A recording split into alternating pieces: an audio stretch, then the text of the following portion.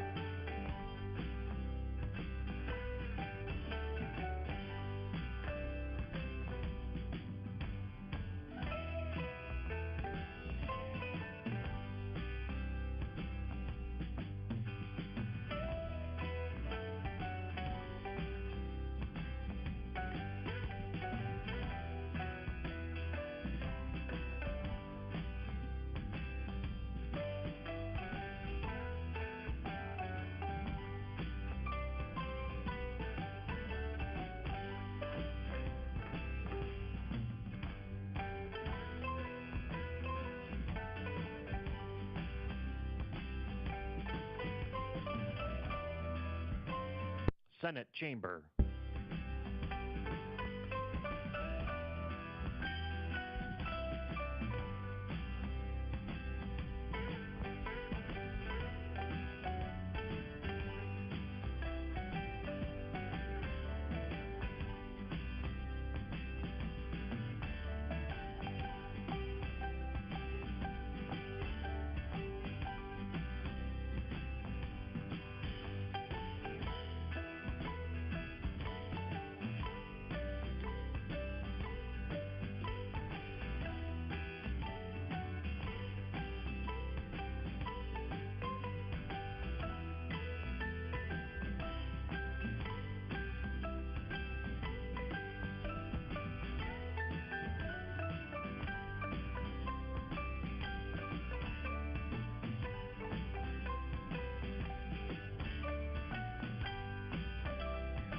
This is the Senate of Virginia, Richmond, Virginia.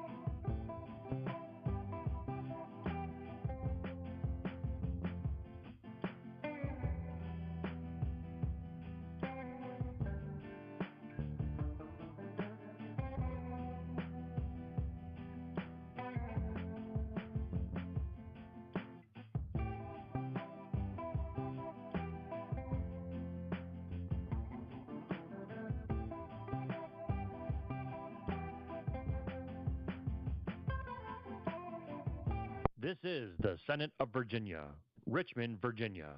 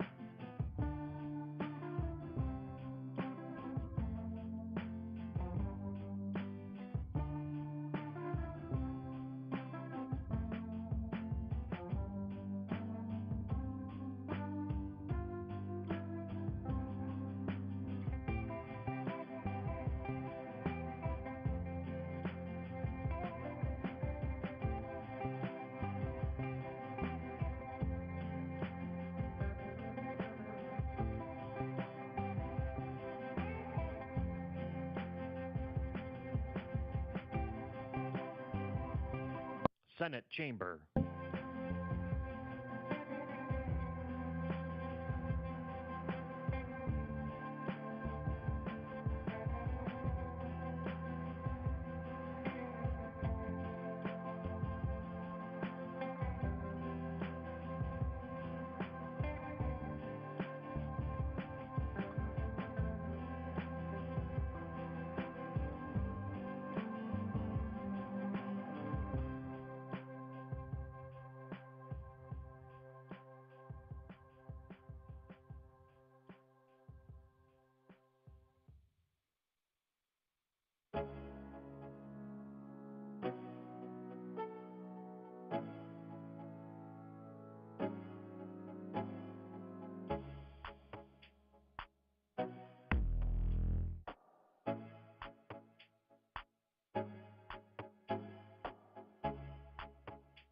Did you know that you can watch the Senate live on YouTube? Visit the channel by browsing to youtube.com/@Senate of Virginia. That's youtube.com/@Senate of Virginia.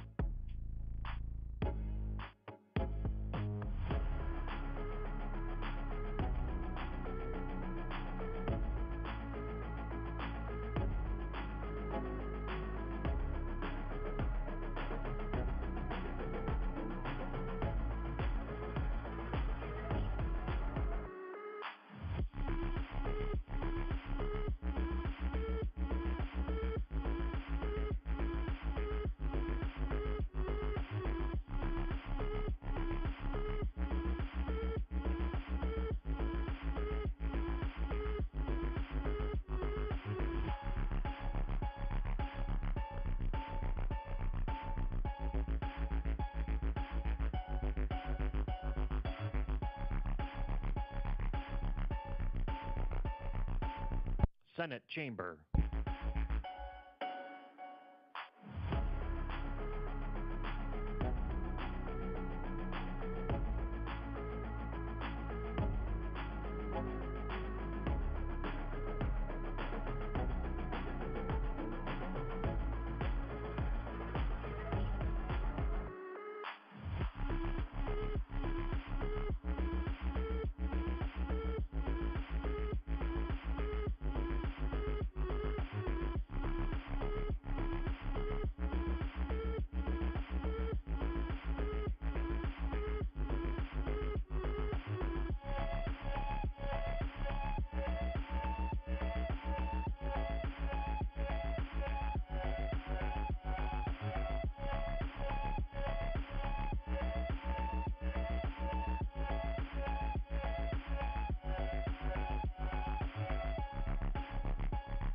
This is the Senate of Virginia, Richmond, Virginia.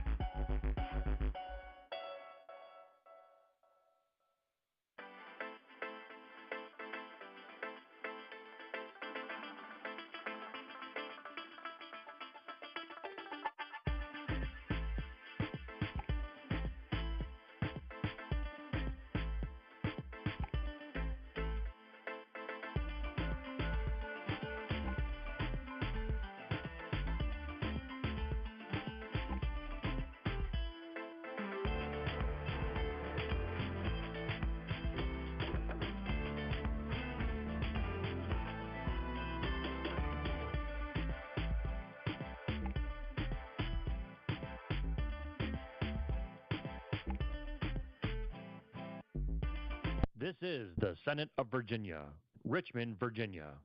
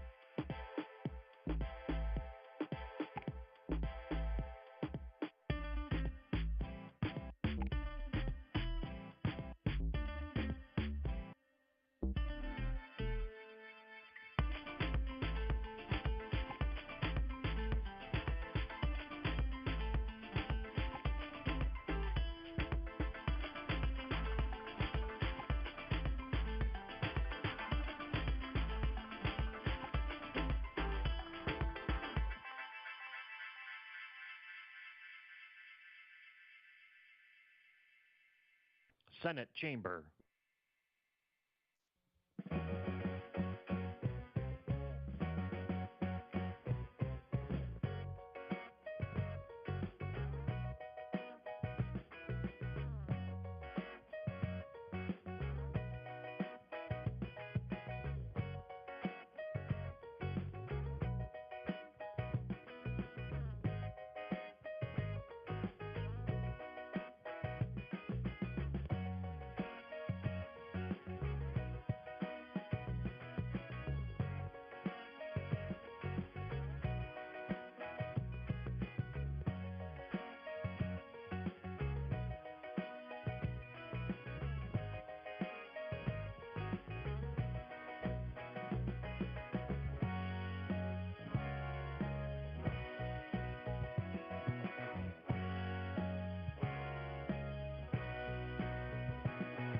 Did you know that you can watch the Senate live on YouTube?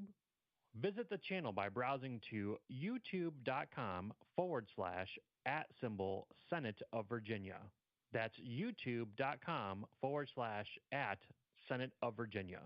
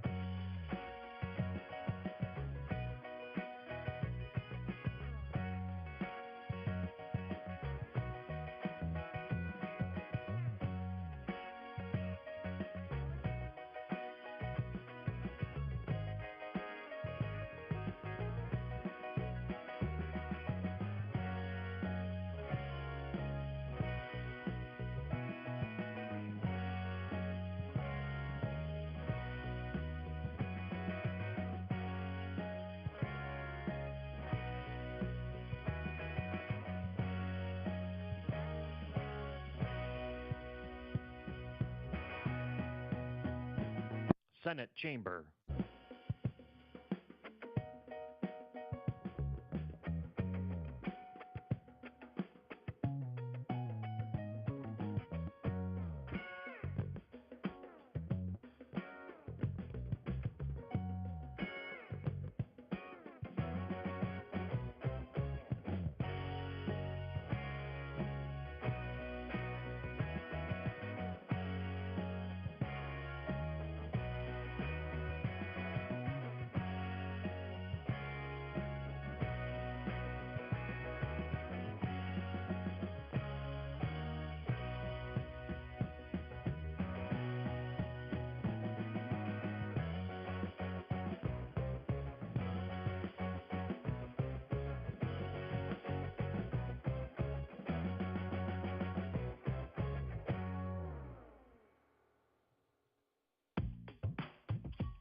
This is the Senate of Virginia, Richmond, Virginia.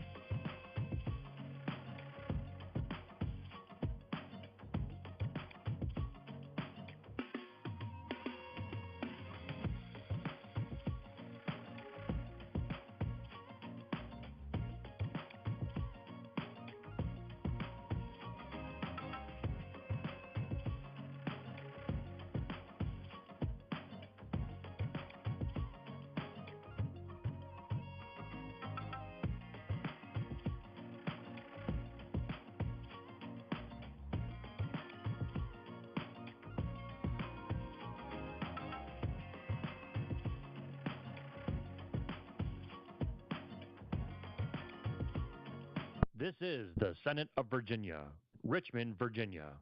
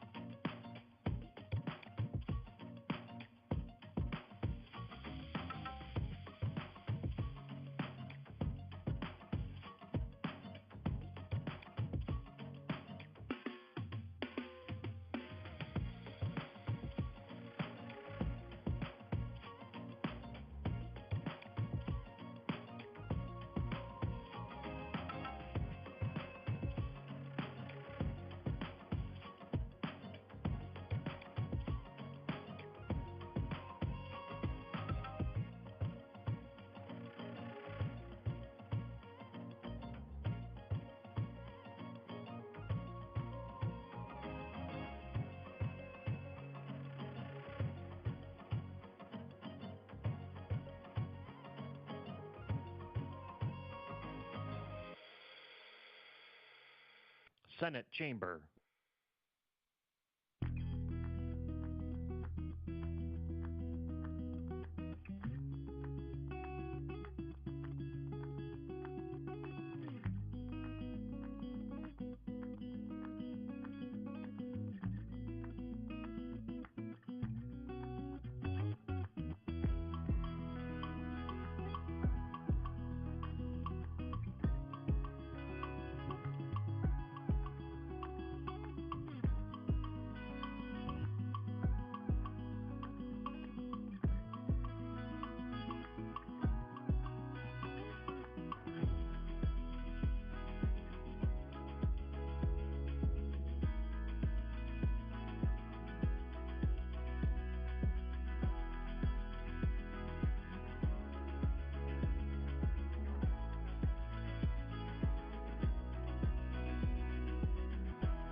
you know that you can watch the Senate live on YouTube?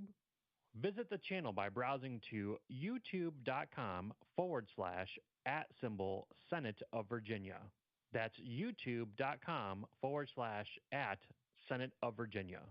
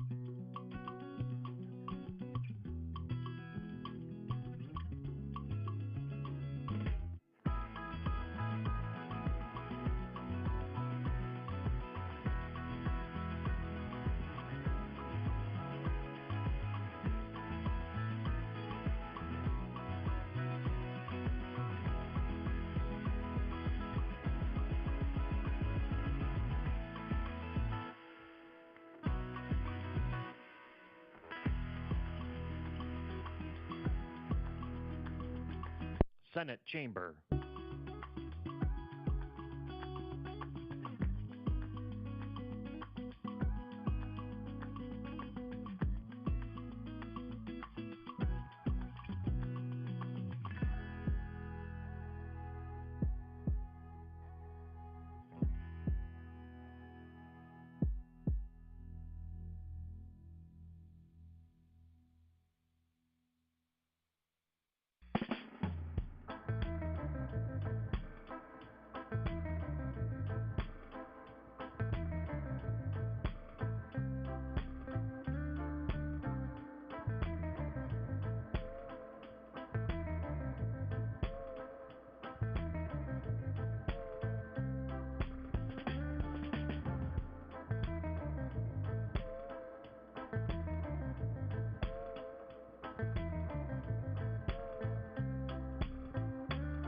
This is the Senate of Virginia, Richmond, Virginia.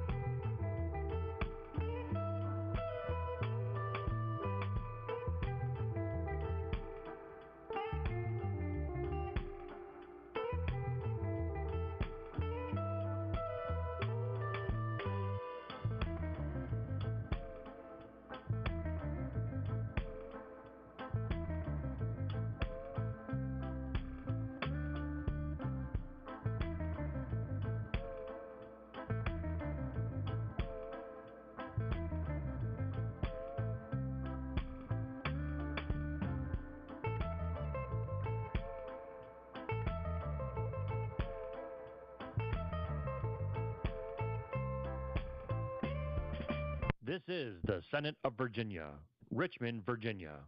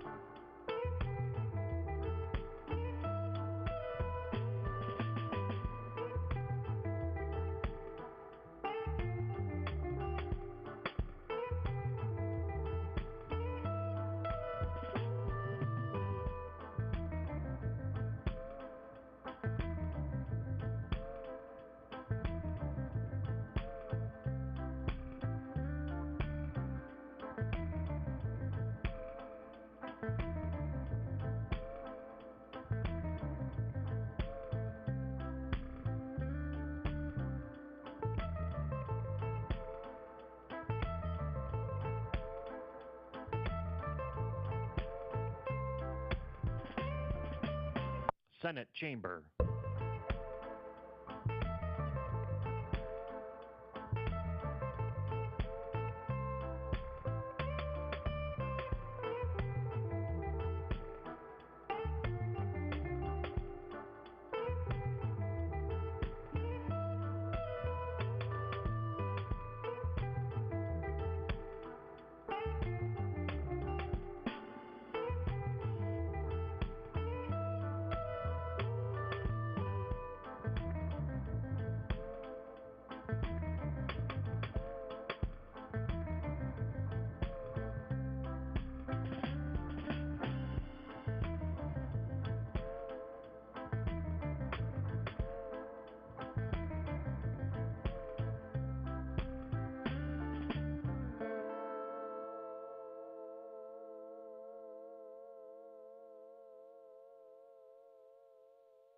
Did you know that you can watch the Senate live on YouTube? Visit the channel by browsing to youtube.com/@Senate of Virginia. That's youtube.com/@Senate of Virginia.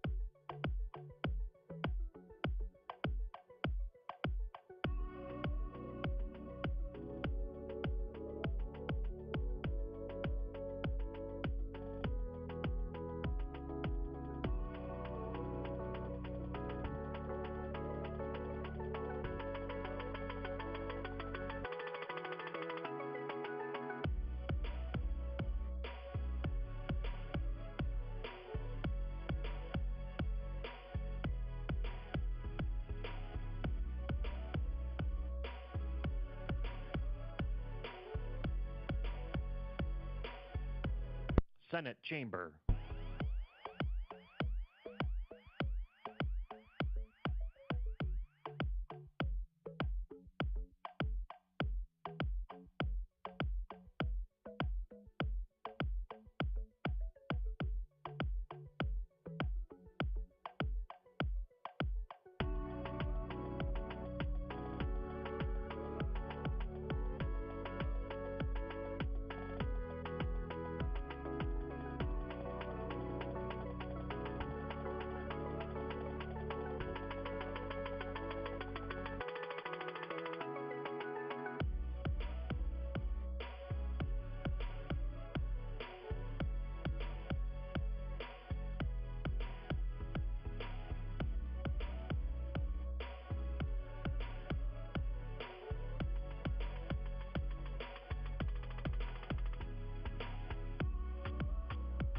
This is the Senate of Virginia, Richmond, Virginia.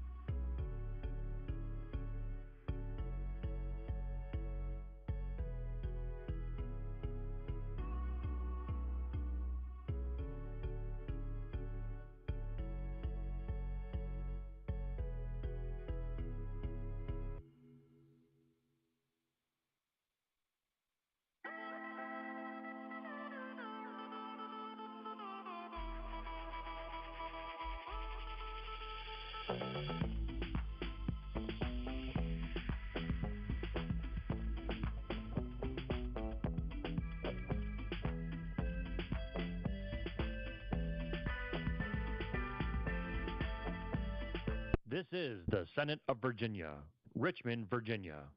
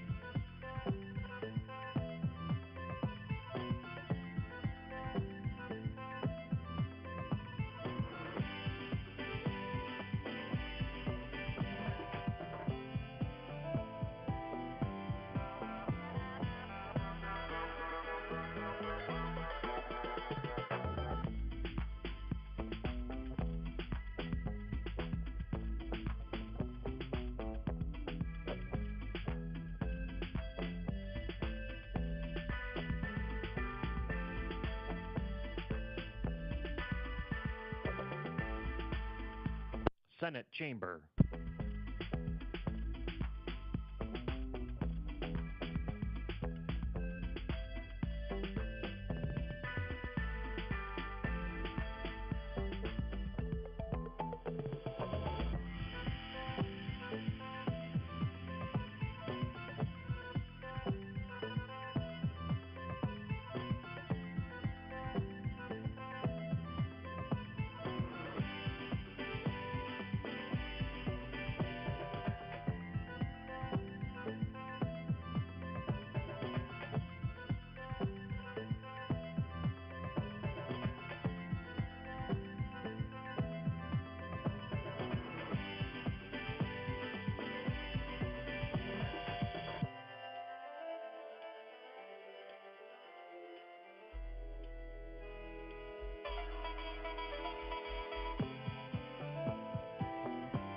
Did you know that you can watch the Senate live on YouTube?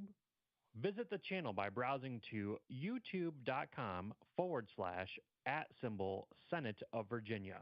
That's youtube.com/@Senate of Virginia.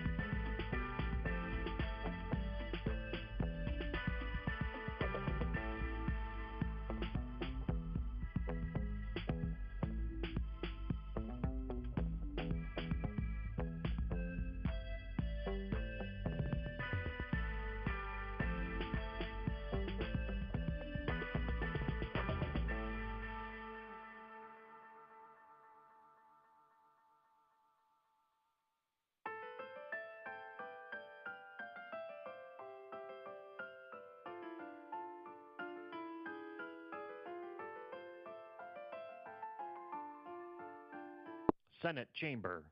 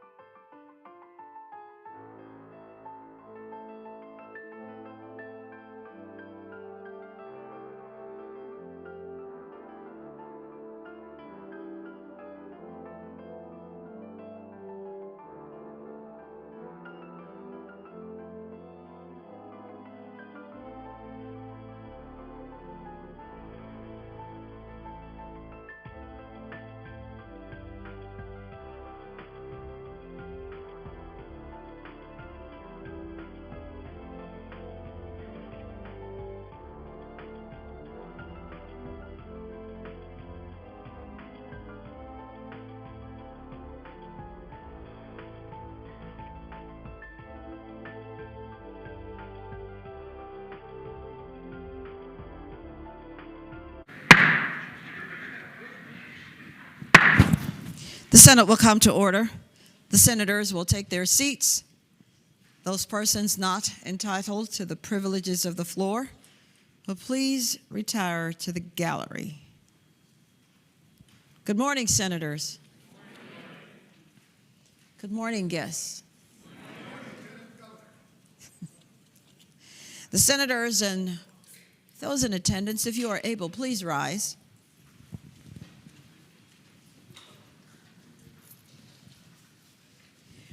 We will be led in prayer this morning by the Reverend Rick Raines of Fairmount Christian Church in Mechanicsville. Following the prayer, if everyone will please remain standing, and we will be led in the Pledge of Allegiance to the flag of the United States of America by our Senate page, Luke Dorn of Washington. Good morning. Let's bow our heads. Dear Father in heaven, we give you praise and thanks today that you've granted us another day of service. That is what you have called us to, Father, to serve each other, to serve our families, our communities, our commonwealth, and ultimately serve you. There are many challenges that lay before us today, Lord. I ask that you grant each man and woman in this room wisdom, patience, and courage to address those challenges in ways that are in line with your will and best for all Virginians, the most powerful and the most vulnerable. There are also many opportunities that lay before us today, Father. May we see every decision made, every word spoken, every debate held, filled with a godly wisdom that has undergirded this commonwealth and this nation since their founding. And as always, Father, we ask that you give strength, courage, and protection to those who guard and protect us here in this building, in our counties, and in our cities, and in faraway places overseas. May you give strength, courage, and protection to all those who respond in times of crisis, who run to danger when the call sounds. And today, Lord, we ask you to give special help to all those responding to wildfires, blizzards, and the continuing impact of hurricanes. May each of us honor you in all we do today. I offer my prayer today in the name of my Lord Jesus. Amen. Amen. I pledge allegiance to the flag of the United States of America and to the republic for which it stands, one nation, under God, indivisible, with liberty and justice for all.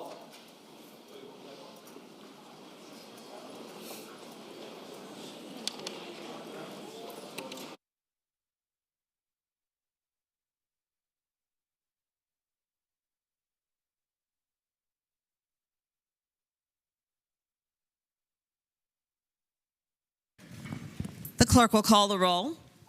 All those present, please vote aye.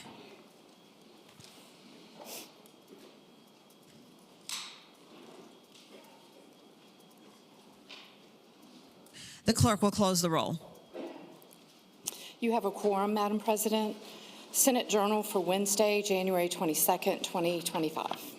The senator from Botetourt, Senator Head, moves that the reading of the journal be waived. All those in favor of waiving the reading of the journal will record their votes aye. Those opposed, no. Are the senators ready to vote? Have all the senators voted? Does any senator desire to change their vote? The clerk will close the roll. Ayes 36, noes 3. Ayes 36, noes 3. The reading of the journal is waived. The clerk will now report any communications from the House of Delegates. Chair recognizes the senator from Eastern Fairfax County, Senator Surville. Good afternoon, Madam President. Good afternoon. I move to waive the reading of the communication for the House of Delegates. The question is, shall the reading of the communication from the House of Delegates be waived? Those in favor of waiving the reading will record their votes aye. Those opposed, no. Are the senators ready to vote? Have all the senators voted? Does any senator desire to change their vote? The clerk will close the roll. Ayes 36, noes 3. Ayes 36, noes 3. The reading of the communication from the House of Delegates is waived. The clerk will now report any communications from the governor. I do not have any, Madam President.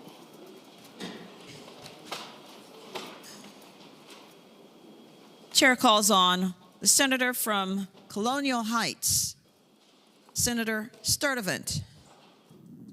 Madam President, I rise for an introduction. The senator has the floor. Madam President, joining us in the gallery today is a constituent of mine from Midlothian, Patrick Finnerty, who's down here joining us in commemoration of a memorial resolution we will be voting on today, commemorating the life and legacy of Private Oscar Cleveland Hicks of the U.S. Army, who was a D-Day veteran and hero of World War II. And I'd ask that you offer Patrick Finnerty the warm welcome of the Senate. Please rise.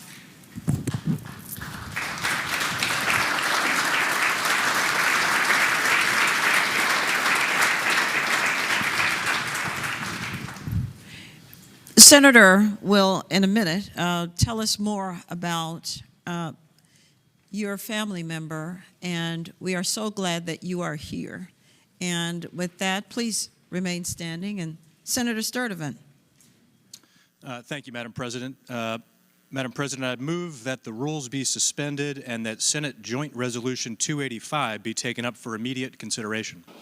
The question is, shall the rules be suspended and Senate Joint Resolution 285 be taken up for immediate consideration? Those in favor of that motion will record their votes aye. Those opposed, no. Are the senators ready to vote? Have all the senators voted? Does any senator desire to change their vote?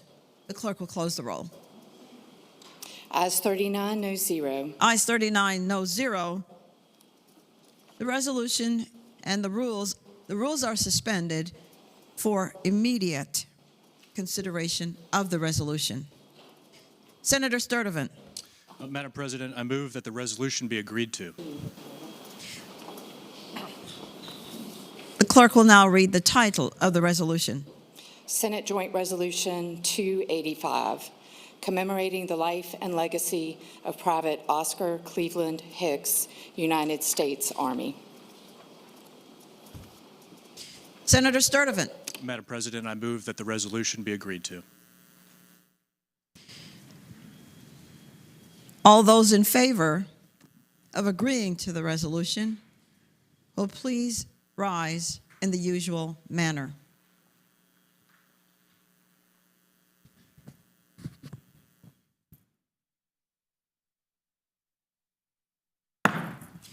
The resolution is agreed to.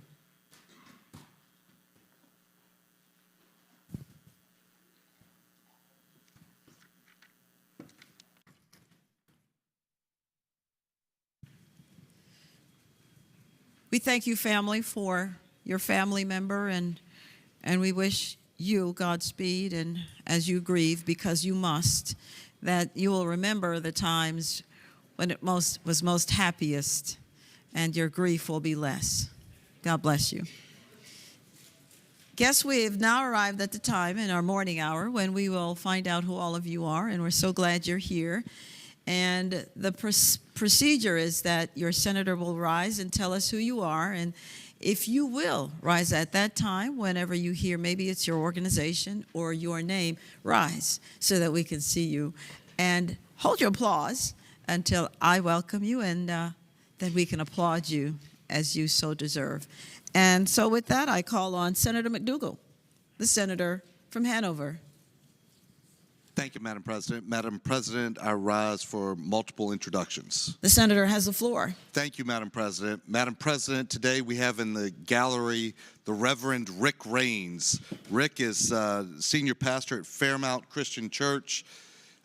Rick has been with us multiple times in the last few years and does a tremendous job of getting us started off on our session. But Madam President, Rick, in addition to being a pastor, is a friend and a genuinely great guy. He has had to listen to me in multiple conversations over the last couple years as we talk about things that are difficult to navigate through life and what we do here today. And I appreciate not only his prayer this morning, but his friendship and guidance over time. Thank you. If you could offer him the warm welcome of the Senate. We thank you so much, Reverend, for coming and for praying for us, and we thank you for the many sacrifices we absolutely know that you make in your community, and we thank you, family, for understanding those sacrifices. Senators, let us give him the warm welcome of his Senate.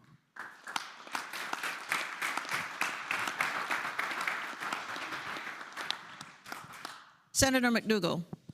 Thank you, Madam President. Rise for additional introduction. The senator may continue. Madam President, in the gallery, and I think you've seen them around the Capitol today, we have a number of young leaders with the Virginia FFA Association. And Madam President, some in the gallery from all parts of the state, but I also have leaders here from Mechanicsville, Atlee, and Hanover High Schools. And Madam President, this is a group of individuals that belong to an organization that I know very well. You may or may not know that Matt Lohr, who's our Secretary of Agriculture, and I both served together as state officers. Back in the day, Matt was the president and I was the state vice president.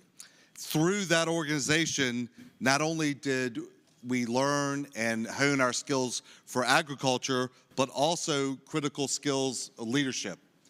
I learned much about what I know from parliamentary procedure through competitions that were in the FFA. Madam President, the FFA was also founded in Virginia some 99 years ago in 1926 in Weir's Cave, so the senator from Harrisonburg reminds me.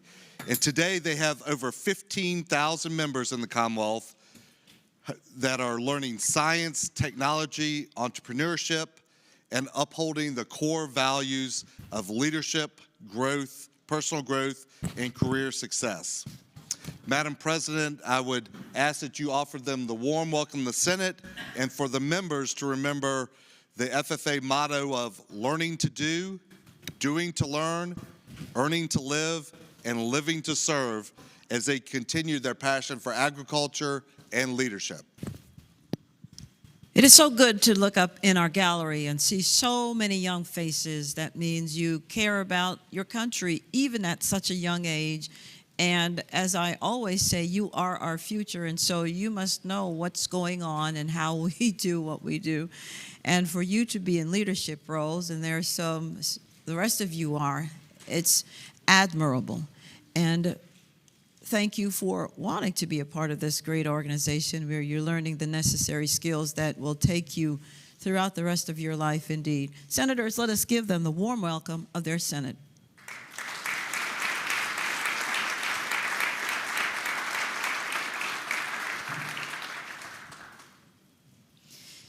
Senator Locke, the senator from Hampton. Thank you, Madam President. I rise for an introduction. The senator has the floor. Thank you, Madam President. Joining us today in the gallery are young men and women from the Civic Leadership Institute. The Civic Leadership Institute was founded in 1994, and it aims to foster leadership by connecting and developing leaders from diverse backgrounds.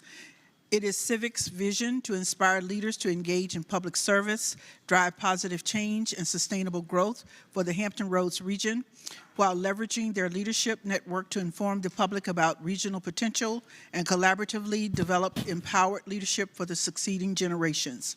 Civic Leadership Institute brought its class of 50 executives and 20 scholars to Richmond today, and we want to give them a warm welcome. A few of our distinguished colleagues in the General Assembly have also participated in Civic, and we're proud to recognize them as well. Delegate Ann Farrell-Tata, Senator Aaron Rouse, and myself are Civic alums. Thank you, Civic, for providing platform for leaders to collaborate, share knowledge, and address regional challenges through innovative solutions. Please give them the warm welcome of the Senate. We thank you for coming, and we do know that part of becoming a part of this organization is that you have to give of your time in order, well, to see what this is all about, how you are part of your community, how you can work with others in making where you live and work and possibly raise a family the best place there is. And in doing so, it contributes to our vibrant economy in Virginia. Thank you for doing that. Senators, let us give them the warm welcome of their Senate.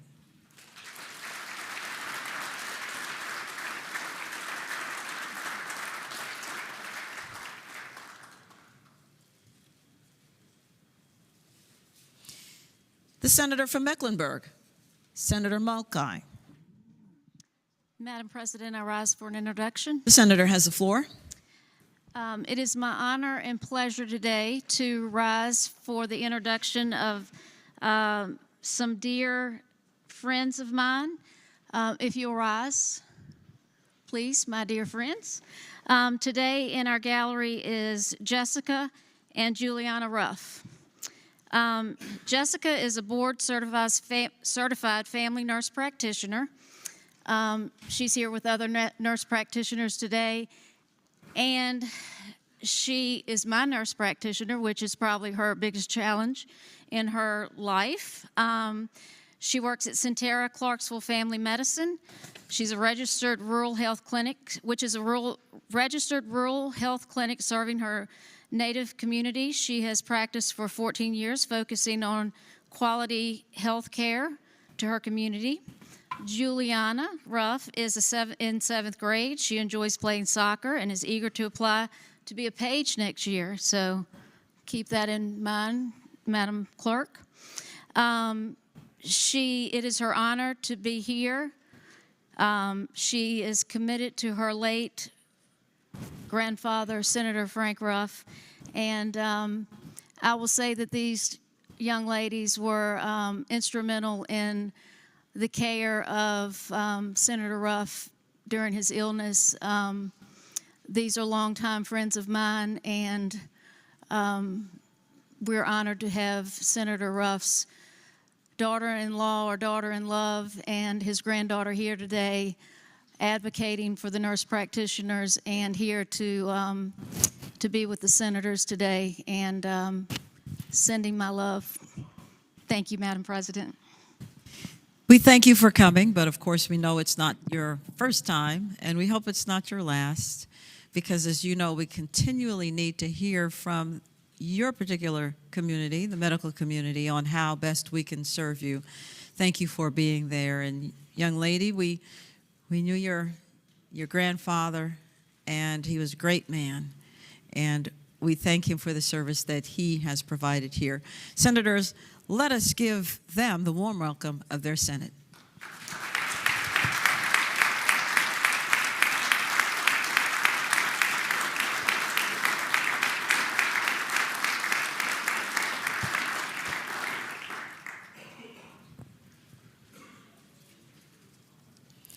Senator Marsden, the senior senator from Fairfax.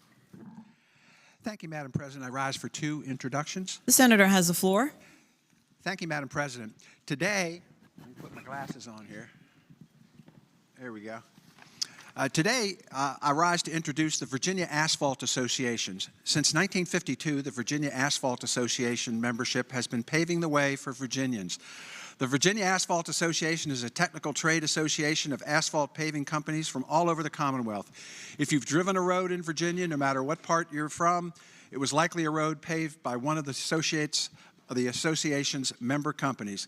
The Virginia Asphalt Association continues to be a national leader in their industry with one of the nation's largest or most respected asphalt associations. Proudly, their members manage the third largest system of roadways under state-controlled Department of Transportation, with some of the most expansive highway systems on the East Coast. Along with the impressive nature of the work they do, the Virginia Asphalt Association also continues to find ways to innovate.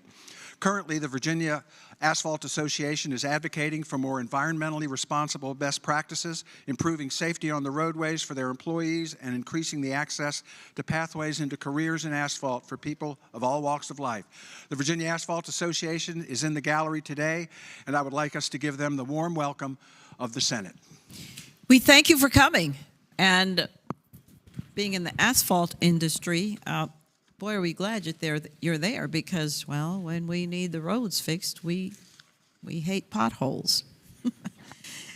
And that you're doing innovative technology to make sure that our environment is better. We're glad of that. In other words, you're not letting any moss grow. You're not standing still. That's a good thing. Senators, let us give them the warm welcome of their Senate.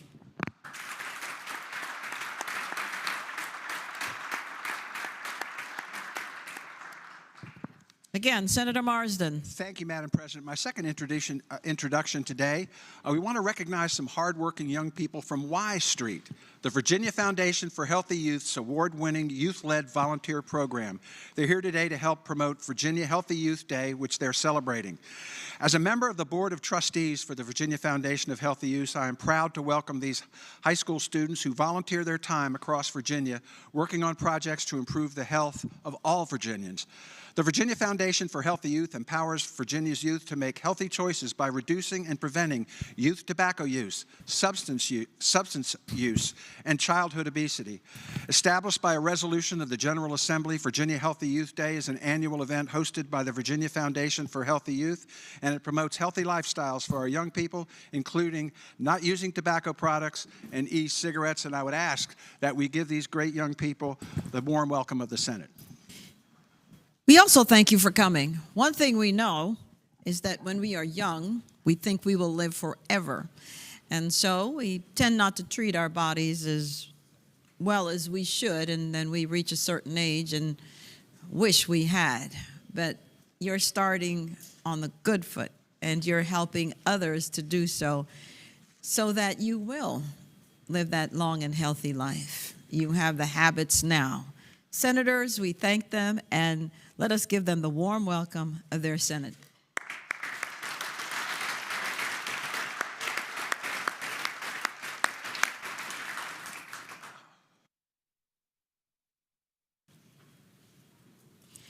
Senator Durant, the senator from Stafford. Thank you, Madam President. I rise for an introduction. The senator has the floor. Thank you, Madam President. Today we welcome the gallery members of the Board of Veterans Services Joint Leadership Council, also known as the JLC, if you all wouldn't mind rising. There we go. Madam President, the JLC consists of representatives of 27 veteran service organizations, and their mission is to communicate with the governor, with members of the General Assembly, and with the Department of Veteran Services on matters of concern to the veteran community, including needed policy and legislation. And Madam President, they really do a phenomenal job of helping us target what's important, what we need to focus on for each upcoming session, and I'm very grateful for that. With the JLC representatives today are members of at least one of my constituents, Mr. Daniel Cortez, and as well as members of the American Legion, Veterans of Foreign Affairs, and other veterans. So please join me in giving them a warm welcome of the Senate. Thank you, Madam President. Welcome, my fellow veterans. We are so glad that you are. We're so glad that you are here, and as if you had not served enough, you have decided to continue your service, and we are so glad that you have done that. Indeed, you have leadership skills and experiences that, well, the youngest among us need mentoring and advising, etc., and we're glad that you do what you do. Thank you for your continued service. Senators, let us give them the warm welcome of their Senate.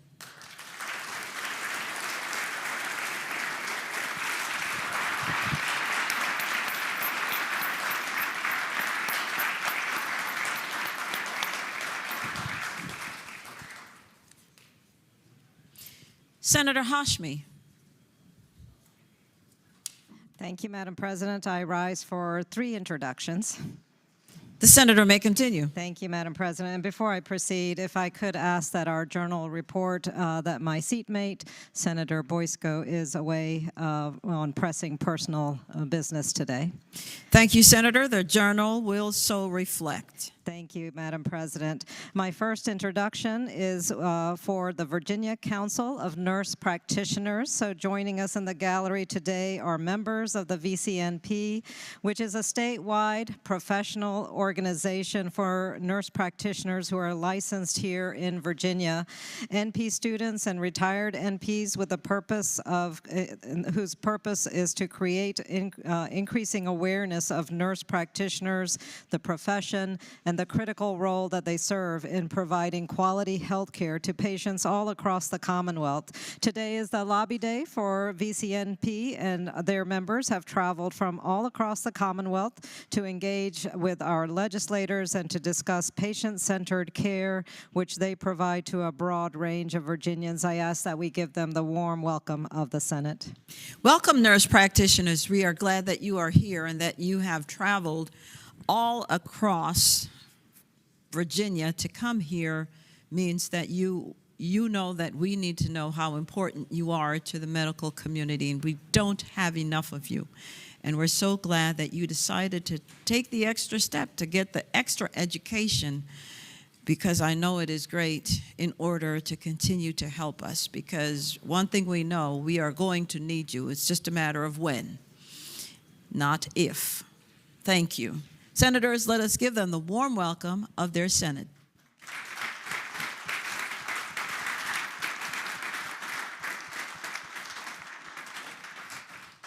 Senator Hashmi. Thank you, Madam President. My second introduction is for J. Sargent Reynolds Community College, an institution with which I have a little bit of familiarity. We have a nice delegation here today in the Senate gallery, and this delegation includes President Dr. Paula Pando, as well as our students from Reynolds Community College. Reynolds opened its doors in 1972, and it now serves more than 15,000 students annually at 4 campuses. And as we know, in this chamber in particular, Reynolds is named for the late Lieutenant Governor J. Sargent Reynolds, who helped to lead the path here in Virginia for the creation of our 23 community college system.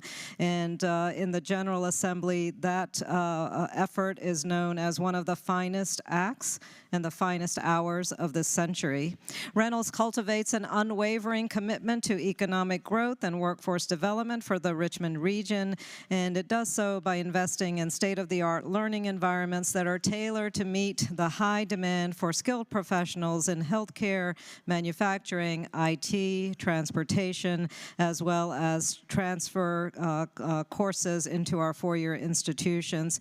I ask that we welcome the students and the staff of Reynolds Community College with a warm welcome of the Senate. Welcome, students. Your namesake, his painting hangs here, and we see him every day.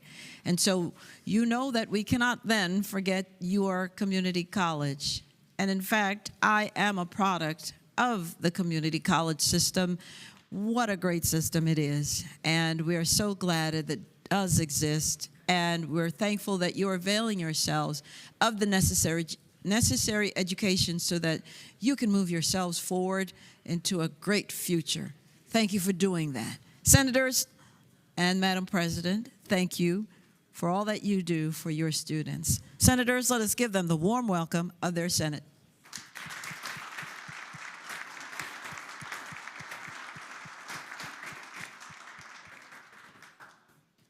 Senator Hashmi. Thank you, Madam President. My final introduction is for the Virginia Coalition for Human Rights, which is an organization that is comprised of 22 member organizations from all throughout Virginia. The Virginia Coalition for Human Rights is a broadly based coalition that advocates for Palestinian human rights, and they support and defend universal human rights, equity, free speech, and academic freedom. They believe that the attainment of human rights, equal rights, and civil rights requires an open and free debate, and they work to curtail or forestall any efforts to limit free speech or academic freedom. They oppose all types of racism, oppression, and violations of international law wherever they occur, and they oppose hate speech and discrimination that is based on race, religion, ethnicity, or national origin, wherever that may occur. They celebrate our diversity and are strongly opposed to any manifestation of racism against anyone. Madam President, I ask that we give them the warm welcome of the Senate. We thank you for coming and thanking you for letting your thoughts be known and letting your voices be heard. We thank you for letting the senators and delegates know about the issues that are important to you. Thank you. Senators, let us give them the warm welcome of their Senate.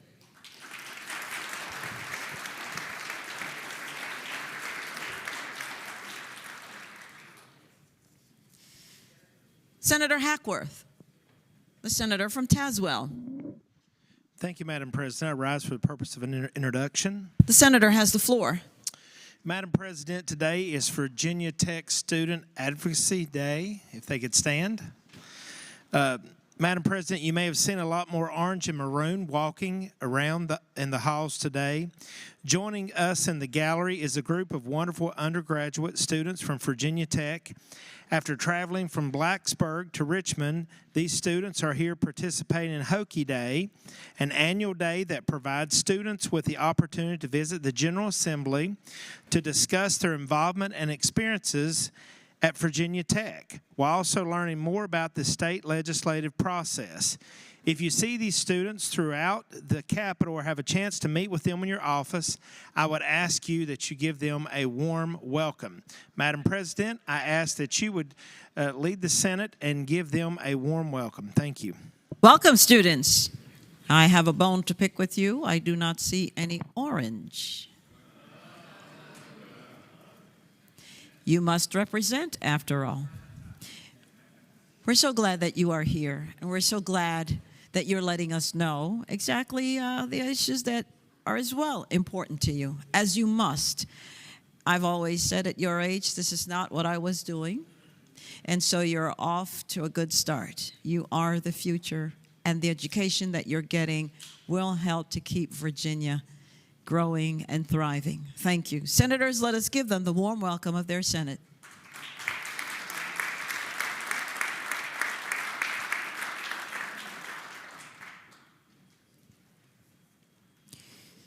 Senator Foy, Carol Foy, the senator from Eastern Prince William. Thank you, Madam President. Madam President, I rise for an introduction. The senator has the floor. Thank you, Madam President. Today in the chamber, we have Care in Action, a nonprofit, nonpartisan group dedicated to fighting for dignity and fairness for the millions of domestic workers in the United States, to include the over 60,000 care providers here in the Commonwealth. In fact, with the support of Care in Action, Virginia became the 10th state and the first in the South to pass the Domestic Workers Bill of Rights, which protects domestic workers in Virginia from discrimination, harassment, and unsafe working conditions. Care in Action is dedicated to organizing women of color and building a coalition to make change. They are fighting for policies that value the work and care domestic workers provide to our families and our loved ones. I hope that it is the will of the Senate to welcome Care in Action. Thank you for coming. Thank you for, well, the services that you provide, the sacrifices I know that you're making. Here you are today. You could be elsewhere, but you've decided, no, you're going to be here to let us know all about you and the matters that are important to you. Thank you. Senators, let us give them the warm welcome of their Senate.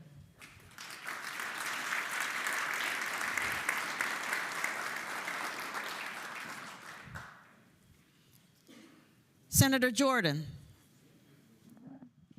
the senator from Isle of Wight. Thank you, Madam President. I rise for an introduction. The senator has the floor. Thank you, Madam President. Today is my distinct honor to welcome some of our most dedicated and selfless public servants in the Commonwealth, and I'd ask that they would rise. Today we have a conglomeration of two groups. We have the Virginia Fire Chiefs Association and also across the Capitol, members of Virginia Professional Firefighters here for annual Lobby Day. This esteemed group represents fire service leaders from across Virginia who work tirelessly to protect and serve our communities, often in the most challenging and dangerous circumstances. They're not only first responders, but also advocates for public safety, emergency preparedness, and community resilience. As you know, it's the heart of our public safety system, but especially we're thankful, everyone in this chamber, I'm sure, for their unwavering commitment to improving response times, enhancing firefighter safety, ensuring that every Virginian can depend on life-saving service when it matters most.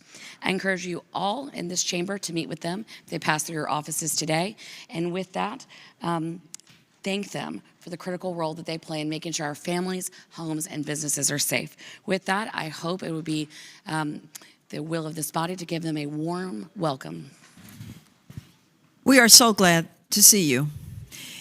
You are looking spit spot, beautiful in your ceremonial uniforms, but we know that when you race to come and rescue us, you wear gear that is so heavy, and the hoses, the tools that you use are so heavy, and you do it. You do it quickly, you do it with speed, so that we are not in danger. And if we ever thought we didn't need all of you, our firefighters, the fires in California are reminding us yet again, how greatly of a sacrifice that you're making. And your families also, when they know that a fire is occurring and they know that you're responding, they don't know what you're going to get when you get there. But you do it. And we're so glad that we can help provide the resources that you need and that you continue in your profession. So you will rescue us when we call. Thank you. Senators, let us give them the warm welcome of their Senate.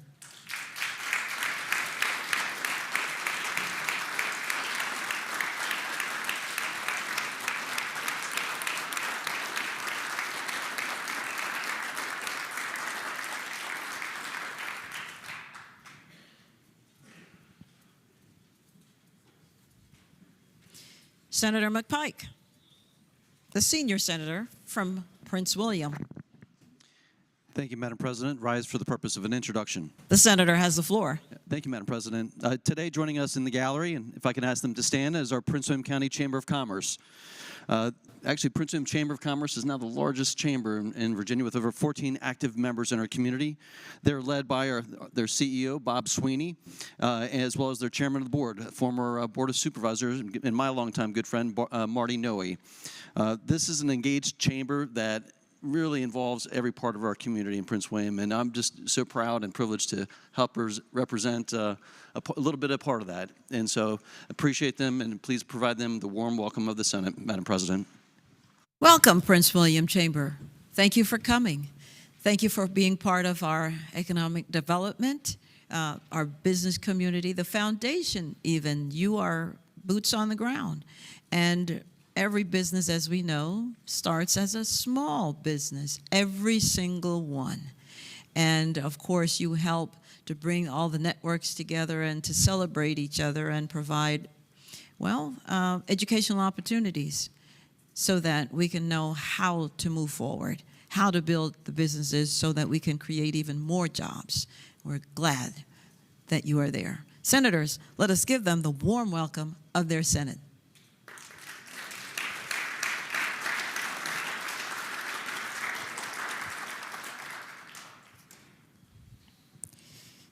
Senator Stanley, the senator from Franklin.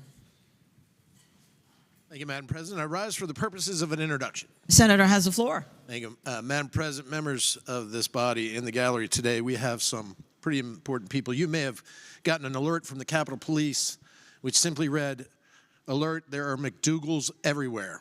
And they are now in our chamber. And I have gotten the either the short straw or the extreme honor of introducing my seatmate, the senator from Hanover's family. Madam President, I must tell you, I've known my seatmate since the very day I came into this chamber, actually a little bit before. I consider him one of my great friends. He was the best man at my wedding, but he has never introduced me to his mother. It's heartbreaking, isn't it? And I was not invited to his wedding. This could go on. But ladies and gentlemen, in the gallery, we have the wonderful, the beautiful Sandra McDougal, who is joining us today, the mother of Senator Ryan McDougal. Now, Sandra is 80 years old, but I mean, I want her to write down what she eats for breakfast, lunch, and dinner, because I want to do the same thing to look as fabulous as she does today. And Sandra was a former teacher, taught a lot of young kids, and helped them lead wonderful lives. But also, Sandy, as she's known, has a nursery called Sandy's Nursery. Sandy's Plants. Thank you, son. And you know what? It's very important to understand that the senator from Central Fairfax, that if he would sit with Sandy's Plants owner, Sandy, right up there, he would find that the English ivy is actually a very friendly plant. And that sometimes the word invasive is not a bad word.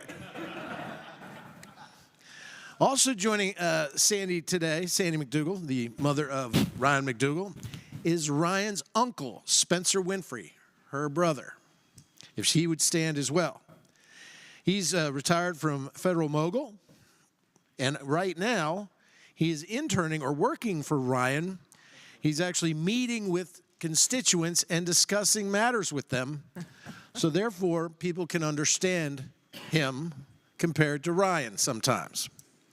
But Spencer is a wonderful uncle, and we're so happy to have him here with us. But that's not all the McDougals. Now, he's a Winfrey, but we have more McDougals. We have the lovely Dr. Robin McDougal. Robin McDougal is here, the lovely bride of my seatmate. Dr. McDougal is, of course, you may know, the Associate Dean for the Wilder School of Public Policy at VCU. A wonderful friend to both myself and my wife. Think so highly of her. And you may see lurking around the chamber and the floor their beautiful daughter, Reagan McDougal, who is right over here. So you look north, you see McDougals. You look south, you see McDougals. You look east, west. McDougals are everywhere. And because of that, Madam President, I ask that you extend to all of the McDougals and Spencer Winfrey a warm welcome of the Senate. Thank you. Well, stand, family. Yes, absolutely.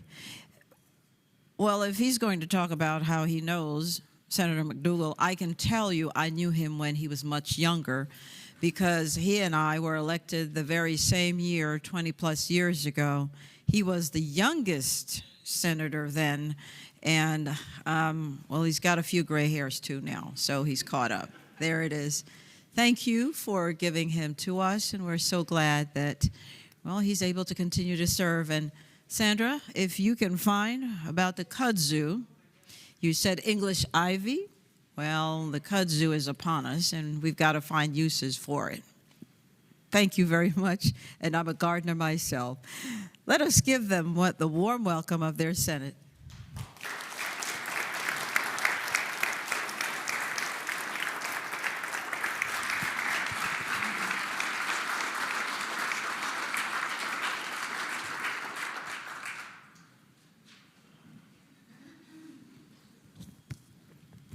Senator Perry, the senior senator from Loudoun. Yes, good morning, Madam President. Good morning. Members of the Senate. We have with us today in the gallery, I know that Senator Jordan introduced some firefighters. We have firefighters from my home jurisdiction of Loudoun County up in the gallery with us today. And that includes with them a very special friend. This is Birdie. And I believe that Madam President met Birdie last night at the firefighter reception, but also with Birdie today, for those of you who can see him, are John Myers, Lauren Parker, Nicholas Krukowski, Dan Hertel, Jeremy Mader, Chief Keith Johnson, and Deputy Chief Todd Lupton. And Birdie is, well, his official name is Hero Dog Birdie, but these are my friends, my dear friends in the gallery. And just to add on to some of the comments that were made here earlier today, the firefighters run into buildings each and every day, and they go to work every day to do that. And they ask no questions of who you are, who you vote for, what you believe in. They don't care. They're there to come in and save your life. And they do that in the most dangerous and dire situations. And Birdie has become an integral part of their team. And he provides comfort to our first responders through things like pressure therapy and silent companionship. And he accompanies his handlers, John Meyer and co-handler Lauren Parker, to daily work activities, including meetings, visiting fire stations, and peer support. Birdie provides so much support to our first responders and marks a significant advancement in our commitment to the mental health and resilience of our emergency responders. So if you see Birdie today, please say hello. He has a vest on that says, what does it say? Please pet me, or you can pet me. Yes, he loves the pets. And last night I found out at the firefighter reception, he also loves shrimp. So I hope my colleagues will join me in welcoming and appreciating the firefighters from Loudoun County and Birdie, and thanking them for all the work they do here. Yes, we are so glad to see you this morning. So glad to have been with you all last night. And thank you for the sacrifices that you make. And Chief, I understand you're that much far away from retiring, but we know that you will continue, and indeed, for so many of you, being a firefighter is a family affair, going back generations, and you saw the sacrifices that your family member made, and you decided, that's still something, that's for me. Thank you. Thank you for being there. And then for Birdie, I understand that Birdie is a dog that costs about $40,000, $50,000, and it's just because of all the training that has to go into the care and well-being. But he and other dogs like him provide so much back in spades, and I understand he's also helpful in stressful situations, mental health. I don't know if you want to lend him to us on the floor here, but he would be welcome. Thank you for what you do. Senators, let us give them the warm welcome of their Senate.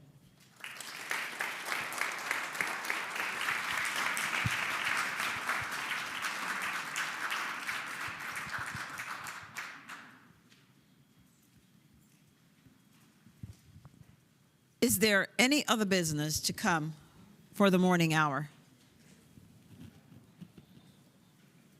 Hearing none, the clerk will call the calendar. Senate calendar for Thursday, January 23rd, 2025. Uncontested calendar, Senate bills on third reading. Senator Surreville, the senator from Eastern Fairfax County. Madam President, I move that the Senate bills on third reading on the uncontested calendars on pages 1 through 4, Senate bills 1309 through Senate bill 1422 be placed on their final passage in the block. Any senator desiring to move a bill from the block shall do so after the clerk has read the number of the bill. The question is, shall the Senate bills on the uncontested calendar, third reading, pages 1 through 5, Senate bills 1309 through Senate bills 1422, be placed upon their final passage in the block with the understanding that any senator desiring a bill to be removed from the block will do so after the clerk has read the number of the bill. Those in favor of that motion will say aye. Those opposed, no. The ayes have it. The motion is agreed to. The bills are before us in the block. The clerk will now read the number of the bills. Senate Bill 1309. Senate Bill 1173. Senate Bill 901. Senate Bill 1053. Madam President. Senator Eben, the senator from Alexandria. Could Senate Bill 1053 come out of the block for additional action when we're done? Without objection, Senate Bill 1053 is out of the block. Senate Bill 1145, Senate Bill 1255, Senate Bill 1261, Senate Bill 1300, Senate Bill 1392, Senate Bill 1422.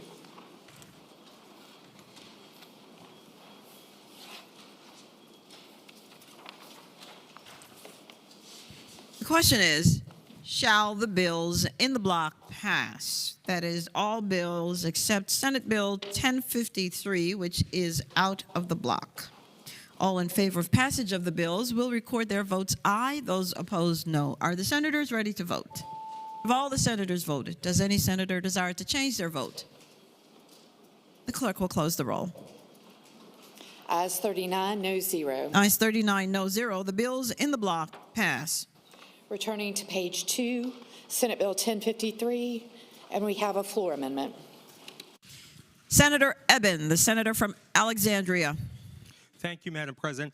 First, I move that we reconsider the vote by which SB 1053 was ordered to be engrossed and advanced to its third reading. The question is, shall the vote by which Senate Bill 1053 was engrossed and advanced to its third reading be reconsidered? Those in favor of that motion will record their votes aye. Those opposed, no. Are the senators ready to vote? Have all the senators voted? Does any senator desire to change their vote?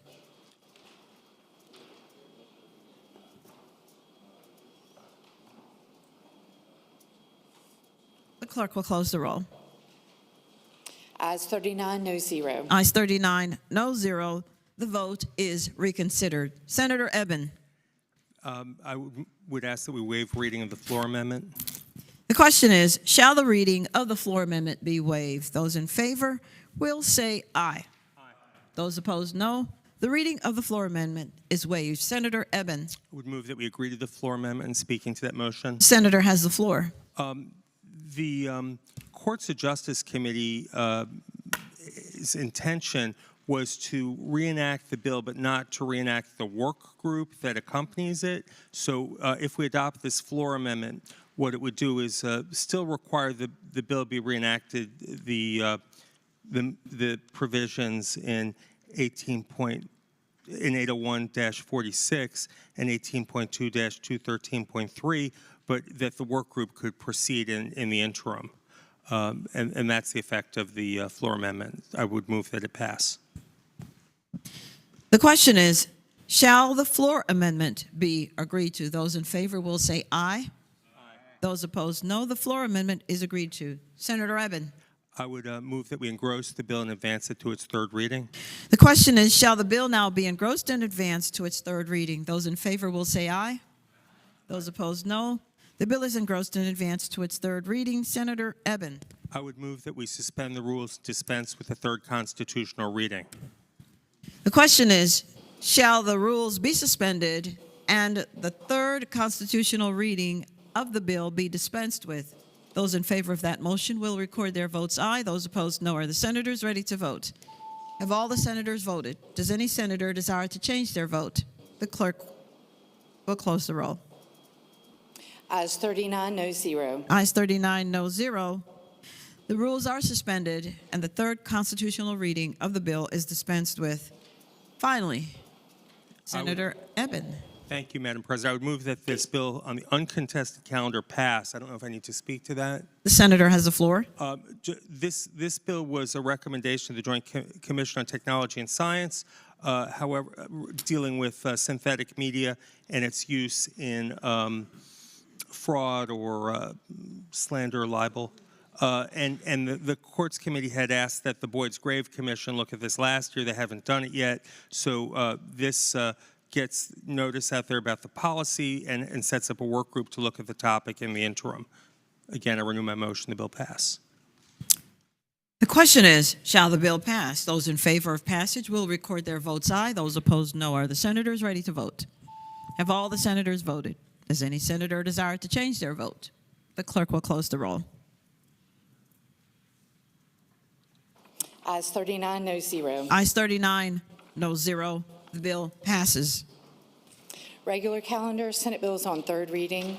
Senate Bill 894, a bill relating to certain civil actions against employees, liability of employer to vulnerable victims.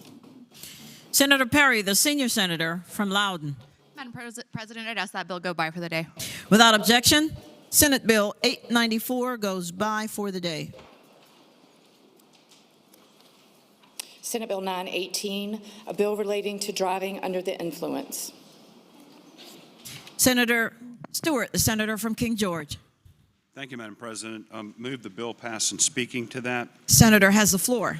Thank you, Madam President. Madam President, what this bill does is it would take the law back to what I think most of us thought it was prior to a case called Serafin versus Commonwealth, where the Supreme Court determined that you can be arrested for a DUI on private property. And first off, let me say, I'm not suggesting that we should allow people to get falling down drunk and get behind the wheel of an automobile, even if it's on their own property. But that's not the problem. And I don't know, people talk about the legal limit of alcohol in a person before they're driving. There's no such thing. So there's a suggestion that, and there are inferences associated with a person being above a .08 in the Commonwealth of Virginia, and that's actually federal legislation.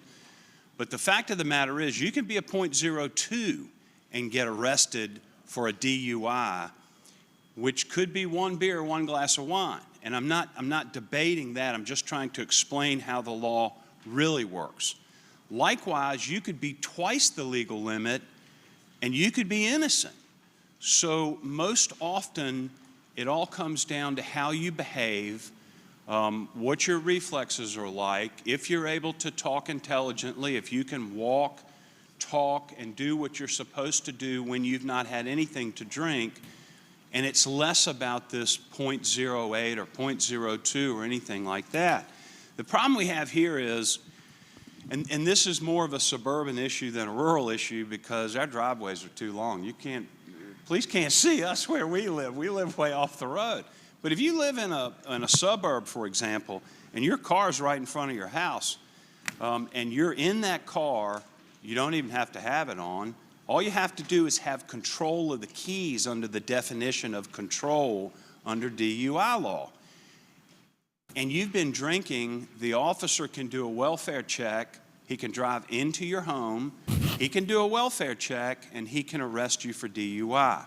That's what I'm trying to avoid. Now, you'll hear all kinds of crazy stories about people running people down on on their farm property and all these kinds of things.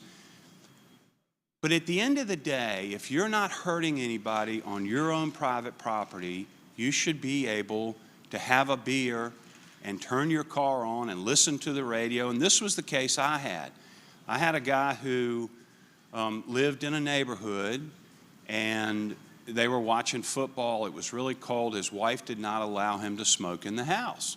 So he went outside, he got in his car, he turned the car on, and he was listening to the radio and had the heat on, smoking, and the officer drove by and did a welfare check on him. Guy had not been anywhere. He hadn't been anywhere but sitting on his own property, and they arrested him for DUI. Now, that case was overturned on different facts than this, but the fact that the law allows you to arrest people, he had to pay a lawyer, me, a lot of money, and he had to go through several iterations in court to get himself cleared. Let me give you the most absurd result. Say your family's having a picnic or a barbecue, and you all are having beer or wine or whatever you like to drink, and you have the keys to that car in your pocket, or the keys to that car within your custody and control. You don't even have to be near the car. You can be arrested for DUI. And you say, well, no, Richard, nobody's going to do that. Oh, yes, they will. It happens. And this is what we're trying to avoid. If somebody hurts somebody on private property with an automobile when they've been drinking, you can charge them with manslaughter. You can charge them with maiming. You can charge them and convict them of a lot of things. You also can have a civil action to recover all those damages. We don't need an extra charge on that. The issue I'm trying to resolve is leave people alone who are not hurting anybody. And there are a number of these cases that occur. You'll also hear about apartment complexes and the like. This is private property, and I would point out to those that might argue that there are statutes which actually allow the implied consent law to operate in an apartment complex parking lot. That's not private property. That is open to the public, and this bill would not affect that. So this is on at your house or if you own land around it, that's what this bill means. And I hope you will support this, and please vote for freedom. The question. Madam President. For what purpose does the senior senator from Loudoun rise? Madam President, I rise to speak to the bill. The senator has the floor. Thank you, Madam President. Madam President, this is a bill that, and I appreciate the senator from King George County very much for a lot of reasons. But I think he and I disagree about this bill. This is a bill that deals with Code Section 18.2.266. That's our DUI code section. And the DUI code section covers things not only driving under the influence of alcohol, but also driving under the influence of narcotics. That can be cocaine, marijuana, any narcotic you can think of, or the combination thereof, 4 different subsections. I understand the good senator's intentions and the limited behavior I think that he's trying to control, and I think that's a policy decision we can all make about how we feel about those issues. But I just would like to point out to the members of this body what his bill does is far, far, far broader than the limited situations he, I think, is intending to cover. And what I mean by that is he said, the senator from King George County said that if for instance, well, let me back up a little bit. Under the senator's bill, you could drive a motor vehicle while intoxicated. So under the influence of alcohol such that it affects your manner, speech, disposition, movement, right? So you don't have full control over your own capabilities. And as a prosecutor, I've worked on cases and we consider motor vehicles to be incredibly dangerous. I've worked murder cases where people use them as very much a deadly weapon. So as part of that, the Virginia legislature has sought fit to enact several code sections to deal with people who drive drunk behind the wheel and severely injure other people. Those include code sections like a specific code section for DUI maiming, which is unusual in the criminal law. Whenever you engage, for instance, if you were to drive very fast down the road and hit someone and cause severe damage to them, that is not a felony, that's a misdemeanor. But we elevated it to a felony in the case of DUI, and we call it that statute DUI maiming. And under the senator from King George County's bill, if we say you are no longer DUI on your own private property, 18.266, we say that does not qualify anymore.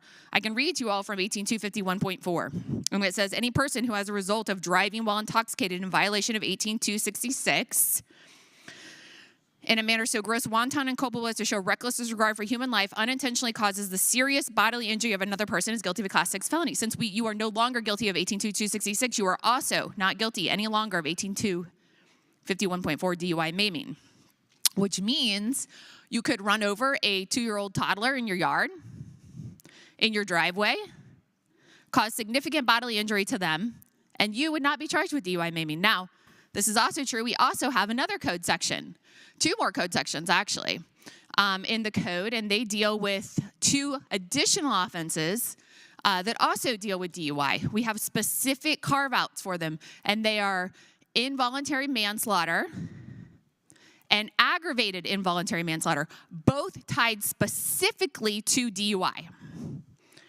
Now, to be clear, we have common law involuntary manslaughter, and the legislature sought fit to have DUI involuntary manslaughter. It is a specific code section, and aggravated involuntary manslaughter. They only exist as creatures of statute, and that is very important.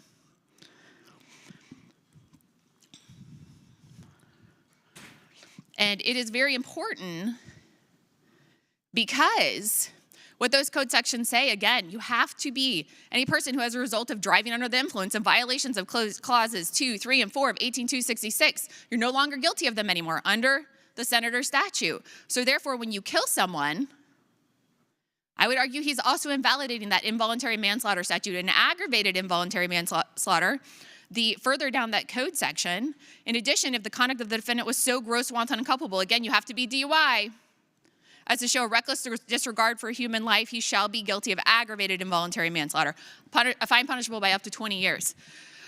The senator from King George's County said, and as you all can tell, we debated this extensively in courts,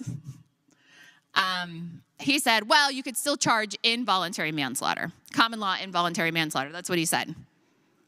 What's the standard for involuntary manslaughter? Anyone? The senator must address the chair. Yes, Madam President. The standard for involuntary manslaughter is that you that you engaged in conduct that was so gross, wanton, and culpable as to, I'm sorry, the rest of it is the language from that exact statute. And the reason it matters that we have the statutory inaction, or the two statutes dealing specifically with DUI is because the legislature was concerned that involuntary manslaughter might not be covered if you were DUI and you killed someone. And so that's why they enacted the statutes.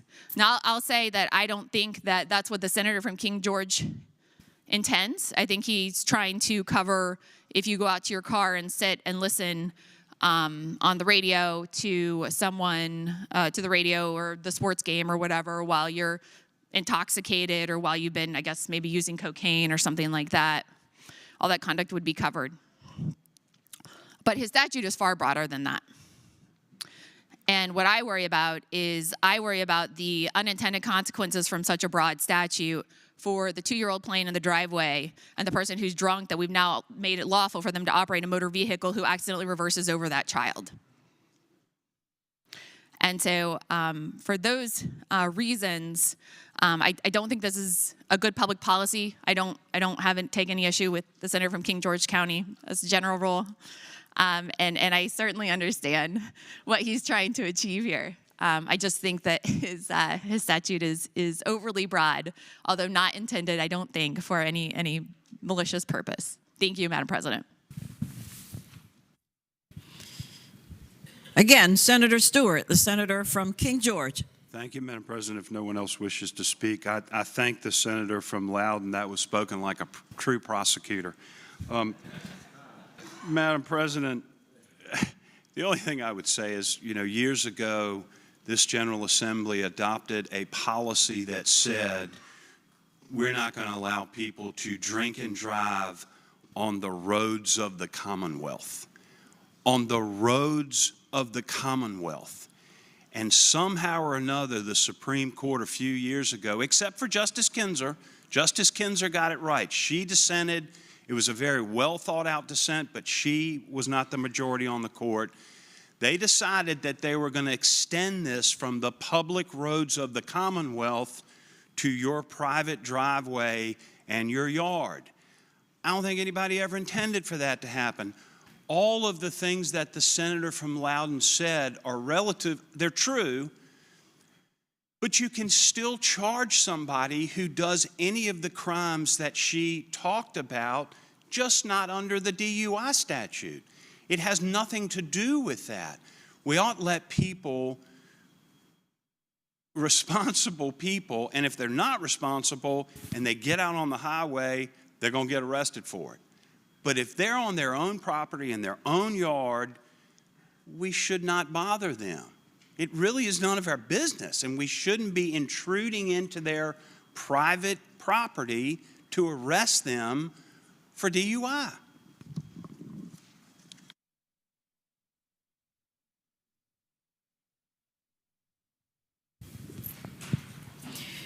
The question is, shall the bill pass? Those in favor of that motion will record their votes aye. Those opposed, no. Are the senators ready to vote? Have all the senators voted? Does any senator desire to change their vote?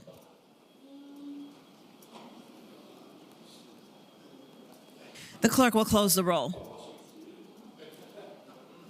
Ayes 23, no 16. Ayes 23, no 16. The bill passes. Senate Bill 1254, a bill relating to comprehensive plan, environmental justice strategy. Senator Bagby, the senior senator from Enrico. Thank you, Madam President. Madam President, I move that the bill pass and speaking to the bill. The senator has the floor. Madam President, SB 1254 authorizes localities to incorporate community health and an environmental justice strategy in their comprehensive planning process to raise positive community health outcomes by identifying the sitting of air, water, and other pollution sources within their jurisdiction. Madam Chair, I restate my motion and hope that the body will vote favorably upon this piece of legislation. The question is, shall the bill pass? Those in favor of passage will record their votes aye. Those opposed, no. Are the senators ready to vote? Have all the senators voted? Does any senator desire to change their vote? The clerk will close the roll. Ayes 20, noes 19. Ayes 20, noes 19. The bill passes. Senate Bill 1267, a bill relating to zoning, enhanced civil penalties, certain residential violations. Senator Aird, the senator from Eastern Enrico. Thank you, Madam President. Madam President, Senate Bill 1267 updates the uniform schedule of civil penalties for zoning violations. Your motion, Senator? Oh, I move passage of the bill. Thank you. Speaking to the motion. The senator may continue. Thank you, Madam President. Again, Senate Bill 1267 simply updates zoning code violations, the uniform schedule that localities are allowed to issue by ordinance, and specifically to multifamily residential properties. And so ultimately, we're just trying to increase the tools that localities have in their toolbox when dealing with these zoning violations for multifamily properties. So again, I'll move passage of the bill. The question is, shall the bill pass? Those in favor of that motion will record their votes aye. Those opposed, no. Are the senators ready to vote? Have all the senators voted? Does any senator desire to change their vote? The clerk will close the roll. Ayes 39, no 0. Ayes 39, no 0. The bill passes. Senate Bill 1305, a bill relating to local taxes, zoning, assessments, ordinances. Senator McPike, the senior senator from Prince William. Thank you, Madam President. Move the bill pass. And speaking to the motion. The senator has the floor. Thank you, Madam President. This bill seeks out to provide clarity within the code when dealing with local land use cases where we have a condition where rezoning is taking place, but that land is in either appeal process or is caught up through a full appeal. So you have an initial 30-day period of appeal. You also have appeal if a suit is filed. And so there's cases where most localities actually do not charge because they understand there's no beneficial use under that new zoning or more intensified zoning. In recent cases, the Circuit Court found that there's really no remedy under the current code where you have a condition where a county has applied a tax, even though there's no beneficial use. I think that's wrong. That's what this bill seeks out to clarify, is when that tax actually should take place. And I submit to this body that it should take place when a landowner has the right to use it under that zoning. Of course, when it's caught up in appeal, they really don't, so they shouldn't be taxed on the value. That's what this bill lays out to correct and help the little guy.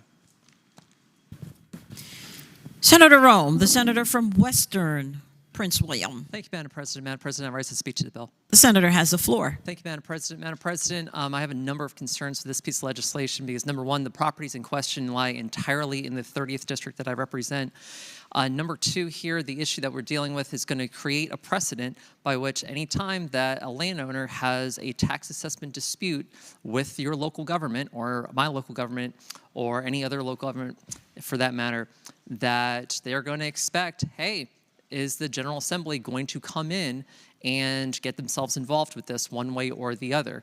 At the same time, right now in Western Prince William County, we have a number of other property tax assessment disputes right now, especially regarding data centers, which is this entire alley. This project in particular deals with the Prince William Digital Gateway, but we have other active suits in Western Prince William right now regarding property tax assessments in which the data centers do not like what the property tax assessment is from the county, and that's why they're going to court for it. There's also, I know we have a disagreement about whether or not you would consider at this point in this stage to be involved in active litigation, but there is litigation regarding these properties that is absolutely happening right now. So for all of those reasons, plus the fact that the county has already agreed to a discounted assessment on this in the first place, I would urge the body to vote against the bill. Thank you.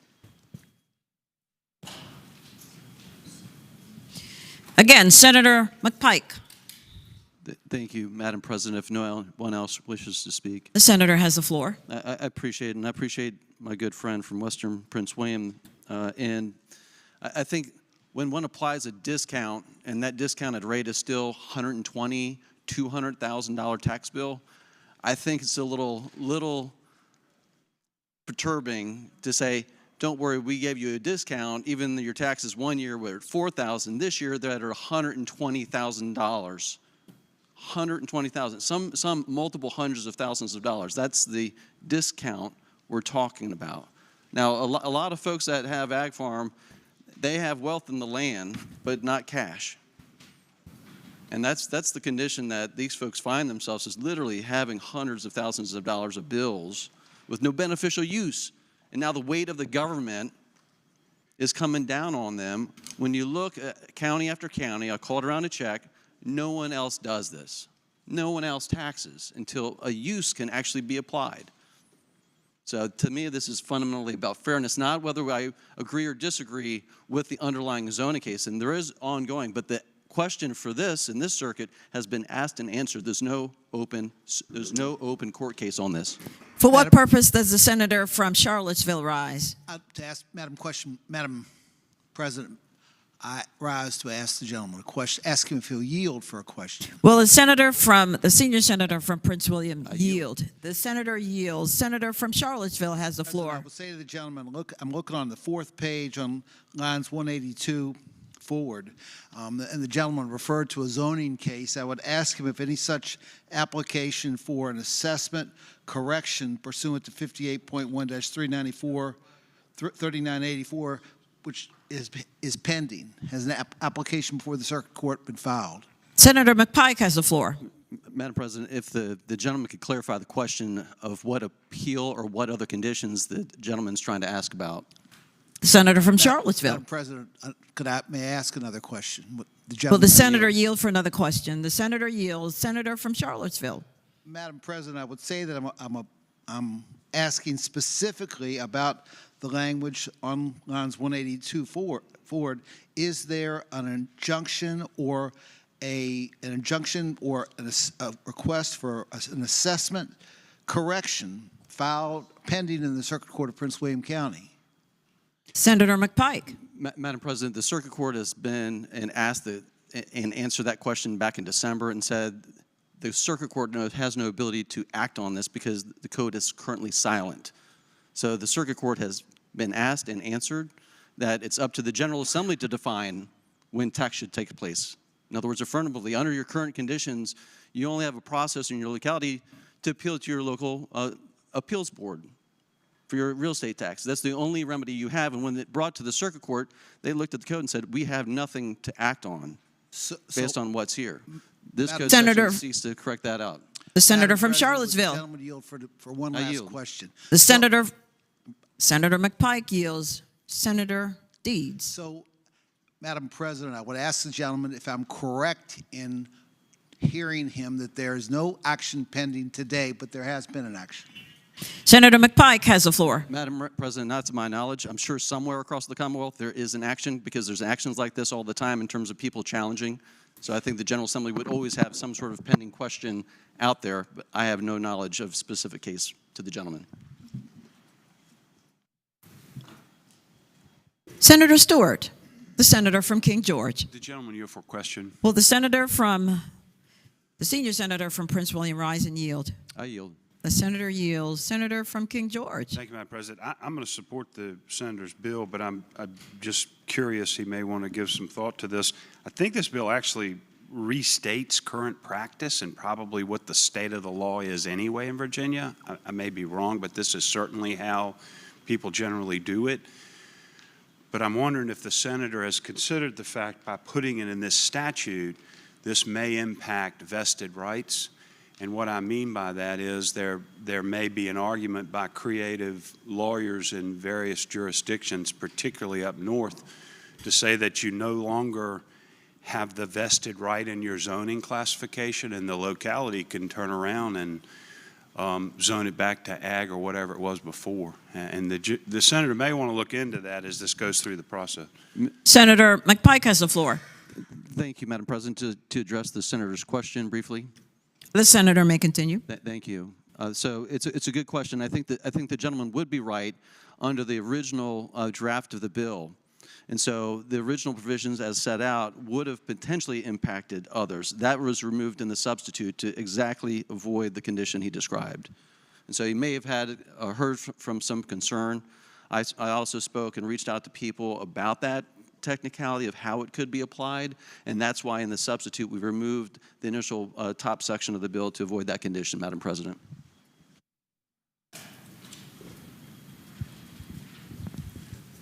The question is, shall the bill pass?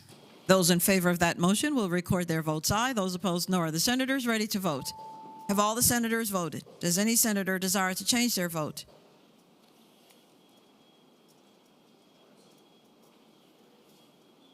The clerk will close the roll. Ayes 35, noes 3. Ayes 35, noes 3. The bill passes. Senate Bill 1313, a bill relating to affordable housing, local zoning ordinance authority, comprehensive plan. Senator McPike, the senior senator from Prince William. Thank you, Madam President. Move the bill pass. And speaking to the motion. The senator has the floor. Thank you, Madam President.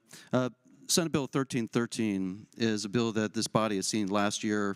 It's one of the recommendations from JLARC on how do we provide for affordable and workforce housing across our Commonwealth, knowing that we are hundreds of thousands of units behind all across the Commonwealth. This is something that enables would enable across the Commonwealth an ability to create affordable housing ordinance within their locality. Currently, only the counties of Albemarle, Loudoun, cities of Alexandria, Charlottesville, and Fairfax are afforded this. But this is not an issue that is solely limited to those localities. We know and have heard time and time again, there's so many localities that want to have this authority. The bill states out the parameters of which, but also requires that they have a full, robust community outreach before adopting this ordinance. It's important that we figure out how do we leverage in density and land use and other key fixtures to make sure that our working families have a place to live. I mean, pressures are high. We've got to solve this problem. And this is long overdue, and appreciate the body's support for the measure. Thank you, Madam President.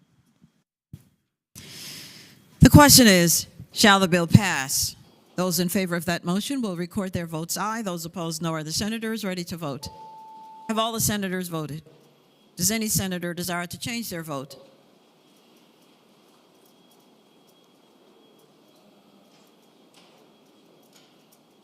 The clerk will close the roll. Ayes 20, noes 19. Ayes 20, noes 19. The bill passes. Uncontested calendar, Senate bills on second reading. Senator Surville, the senator from Eastern Fairfax County. Madam President, I move that all the Senate bills on second reading on the uncontested calendar on pages 7 through 14, Senate Bills 777 through 1339, be advanced in engrossment in a block. And third reading in a block. After the adoption of any amendments thereto, any senator desiring to move a bill from the block shall do so after the clerk has read the number of the bill.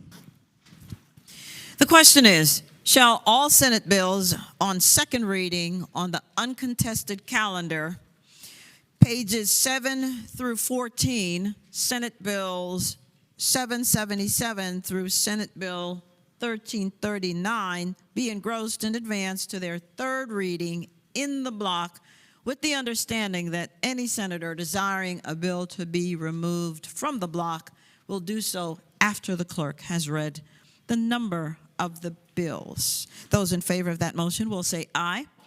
Those opposed, no. The ayes have it. The motion is agreed to. The clerk will read the number of the bills. Senate Bill 777, reported from the Committee on General Laws and Technology with substitute, and from the Committee on Finance and Appropriations with amendments. Senator Locke, the senator from Hampton. Thank you, Madam President. I ask that Senate Bill 777 come out of the block and by for the day. Without objection, Senate Bill 777 is out of the block and by for the day. Senate Bill 796, reported from the Committee on Finance and Appropriations. Senate Bill 857, reported from the Committee on Agriculture, Conservation, and Natural Resources with amendments, and from the Committee on Finance and Appropriations. Senator French, the senator from Shenandoah. Thank you, Madam President. I move the come from committee with amendments. The question is, shall the committee amendments be agreed to? Those in favor will say aye. Those opposed, no. The committee amendments are agreed to. Senate Bill 927, reported from the Committee on Finance and Appropriations with amendment. Senator Head, the senator from Botetourt. Thank you, Madam President. I move adoption of the committee amendments. The question is, shall the committee amendments be adopted? Those in favor will say aye. Those opposed, no. The committee amendments are adopted.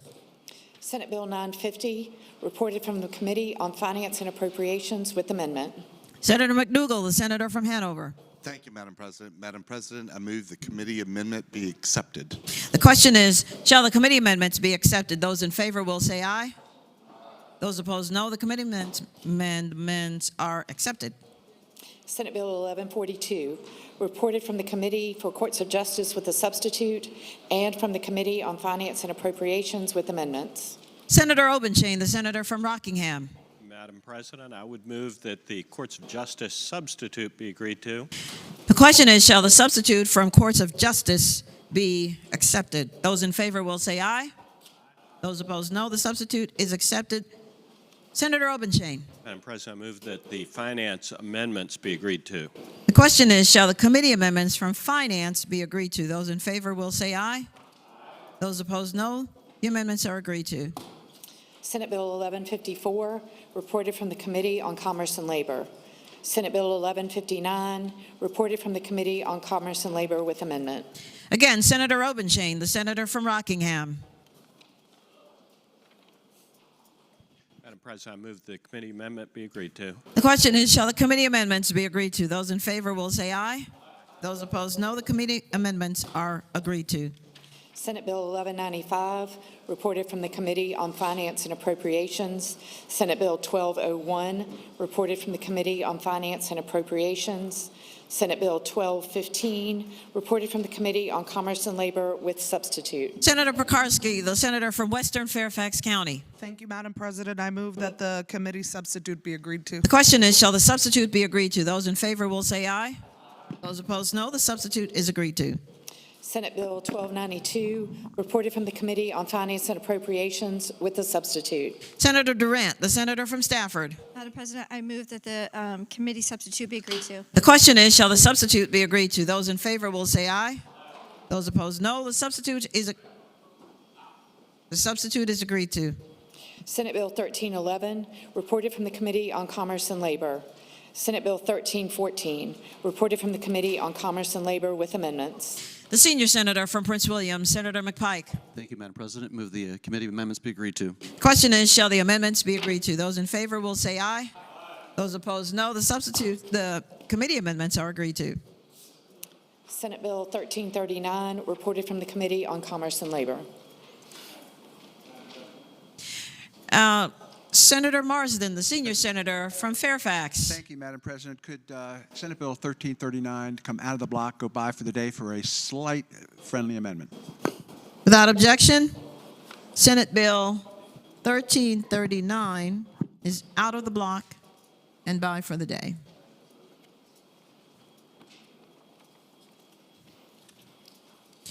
The question is, shall the Senate bills be engrossed in advance to their third reading? That is, all bills except for Senate Bill 777 on page 7 and Senate Bill 1339 on page 14. All in favor of that motion will say aye. Those opposed, no. The motion is agreed to. The ayes have it. The bills are engrossed in advance to their third reading. Regular calendar, Senate bills on second reading. Senate Bill 754, a bill relating to Virginia Consumer Protection Act, prohibited practices, obtaining, disclosing, etc., reproductive or sexual health information without consumer consent. Reported from the Committee on Finance and Appropriations. Senator Favola, the senator from Arlington. Thank you, Madam President. Madam President, I move that the bill be engrossed in advance to its third constitutional reading. The question is, shall the bill be engrossed in advance to its third constitutional reading? Those in favor will say aye. Those opposed, no. The bill is engrossed in advance to its third constitutional reading. Senate Bill 780, a bill relating to health insurance coverage for contraceptive drugs and devices, reported from the Committee on Commerce and Labor with amendments, and from the Committee on Finance and Appropriations. Senator Carol Foy, the senator from Eastern Prince William. Thank you, Madam President. I move the amendments be agreed to. The question is, shall the committee amendments from Committee on Commerce and Labor be agreed to? Those in favor will say aye. Those opposed, no. The committee amendments are agreed to. Senator Carol Foy. Thank you, Madam President. I move that the bill be engrossed and advanced to its third reading. Question is, shall the bill now be engrossed and advanced to its third reading? Those in favor will say aye. Those opposed, no. The bill is engrossed and advanced to its third reading. Senate Bill 853, a bill relating to prevailing wage rate, apprenticeship requirements, RPS eligible source work penalties, reported from the Committee on Commerce and Labor with substitute. The junior senator from Virginia Beach, Senator Rouse. Thank you, Madam President. I move that the substitute be agreed to. The question is, shall the substitute be agreed to? Those in favor will say aye. Those opposed, no. The substitute is agreed to. Senator Rouse. Thank you, Madam President. I move the bill be engrossed and advanced to its third reading. The question is, shall the bill be engrossed and advanced to its third reading? Those in favor will say aye. Those opposed, no. The bill is engrossed and advanced to its third reading. Senate Bill 897, a bill relating to overtime for certain employees, domestic service workers, and live-in domestic workers, reported from the Committee on Finance and Appropriations with amendment. Senator Carol Foy, the senator from Eastern Prince William. Thank you, Madam President. Madam President, I move that the amendment be agreed to. The question is, shall the committee amendment be agreed to? Those in favor will say aye. Those opposed, no. The committee amendment is agreed to. Senator Carol Foy. Thank you, Madam President. Madam President, I move that the bill be engrossed and advanced to its third reading. Question is, shall the bill be engrossed and advanced to its third reading? Those in favor will say aye. Those opposed, no. The bill is engrossed and advanced to its third reading. Senate Bill 1122, a bill relating to paid family and medical leave insurance program, notice requirements, civil action, reported from the Committee on Finance and Appropriations with a substitute. Senator Boysko. Senator Hashmi, the senator from Richmond City. Thank you, Madam President. Can this bill go by for the day? Without objection, Senate Bill 1122 goes by for the day. Senate Bill 1132, a bill relating to prohibiting employers seeking wage or salary history of prospective employees, wage or salary range transparency, cause of action, reported from the Committee on Commerce and Labor. Again, Senator Hashmi. Thank you, Madam President. Can that bill be engrossed and advanced and move to its third constitutional reading? The question is, shall the bill now be engrossed and advanced to its third constitutional reading? Those in favor will say aye. Those opposed, no. The bill is engrossed and advanced to its third reading. Senate Bill 1306, a bill relating to Department of Taxation free tax filing program, reported from the Committee on Finance and Appropriations with amendments. Senator McPike, the senior senator from Prince William. Thank you, Madam President. Move that the amendments be agreed to. The question is, shall the committee amendments be agreed to? Those in favor will say aye. Those opposed, no. The committee amendments are agreed to. Senator McPike. Thank you, Madam President. Move that the bill be engrossed and advanced to its third read. The question is, shall the bill now be engrossed and advanced to its third reading? Those in favor will say aye. Those opposed, no. The bill is engrossed and advanced to its third reading. Senate Bill 1356, a bill relating to fees for electronic fund transfers prohibited, reported from the Committee on Commerce and Labor. This junior senator from Loudoun, Senator Srinivasan.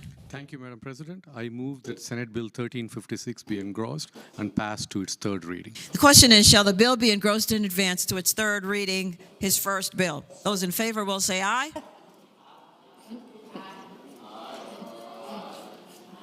Those opposed, no. The bill is engrossed and advanced to its third reading. Thank you, Madam President. Uncontested calendar, Senate bills on first reading. Senator Surville, the senator from... Chair recognizes Senator Lucas, the senator from Portsmouth. Thank you, Madam President. Madam President, I move that Senate Bill 921 and 929 come out of the block and be re-referred to Senate Finance. Without objection, Senate Bill 921 and 929. You need a voice. That's right, because it's out of the block. The question is, shall Senate Bill 921 and 929 on page 21 be re-referred to Senate Finance? Those in favor of that motion will say aye. Those opposed, no. The bills are re-referred to Senate Finance. Now, Senator Surville, the senator from Eastern Fairfax County. Madam President, I move with all the Senate bills on first reading on the uncontested and regular counters, pages 18 through 33, Senate Bill 757 through 1409, that the rules be suspended and the first constitutional reading of the titles be dispensed with. The question is, shall the rules be suspended and the first constitutional reading of the titles of Senate bills on the uncontested and regular calendars, pages 18 through 33, Senate Bill 757 through Senate Bill 1409 be dispensed with? All in favor of the motion will record their votes aye. Those opposed, no. Are the senators ready to vote? Have all the senators voted? Does any senator desire to change their vote?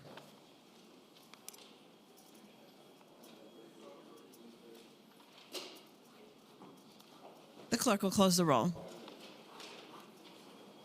Ayes 39, no 0. Ayes 39, no 0. The reading of the constitutional reading of the titles is dispensed with. Senator Surville. Madam President, I move that all the bills be passed by for the day. The question is, shall the bills now on second reading go by for the day? Those in favor of that motion will say aye. Those opposed, no. The bills will go by for the day. Uncontested calendar, Senate joint resolutions on first reading. Senator Surville.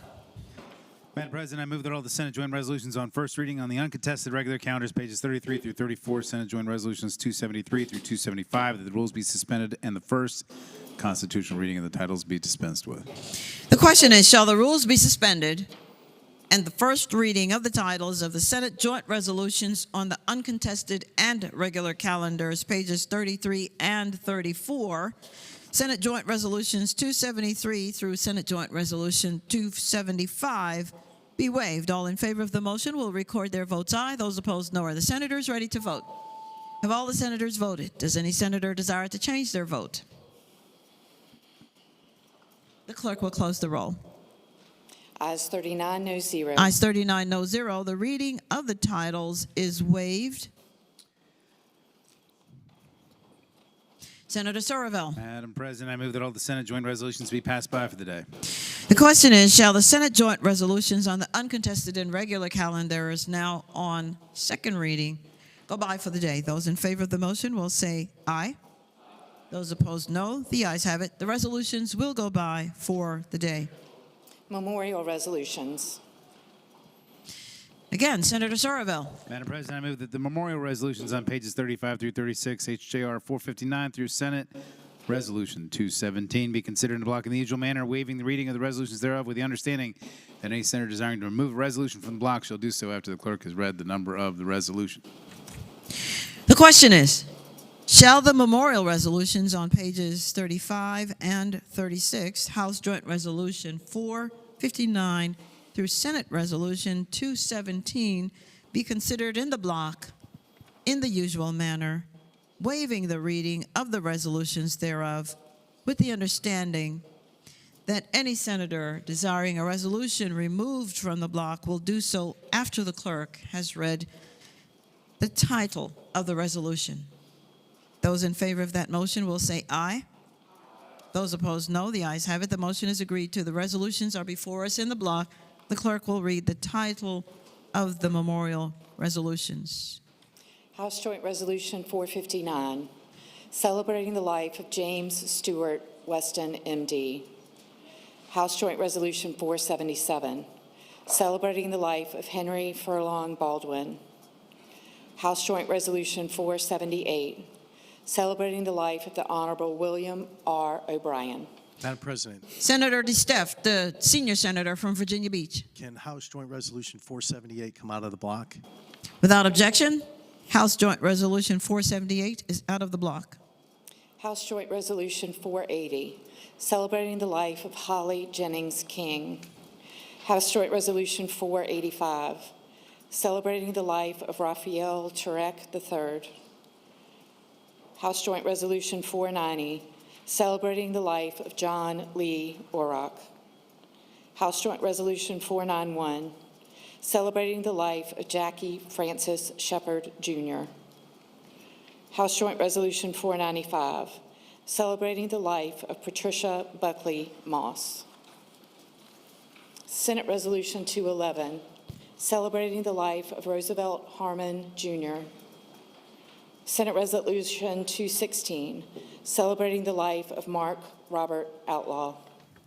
Senate Resolution 17, celebrating the life of Abraham Mitchell.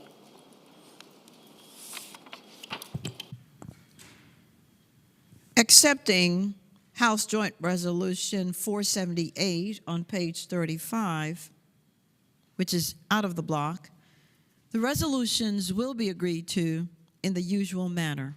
All those in favor of agreeing to the memorial resolutions, please rise.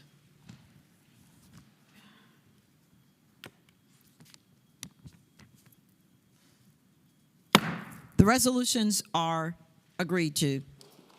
Returning to page 35, House Joint Resolution 478. The senior senator from the senators are requested to take their seats.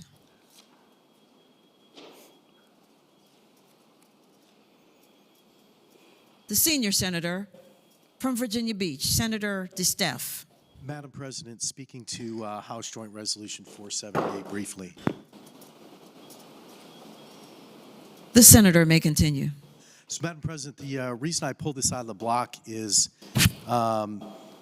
William O'Brien, or as we referred to him, Buster, was a member of the House of Representatives and also one of our circuit court judges and chief judges.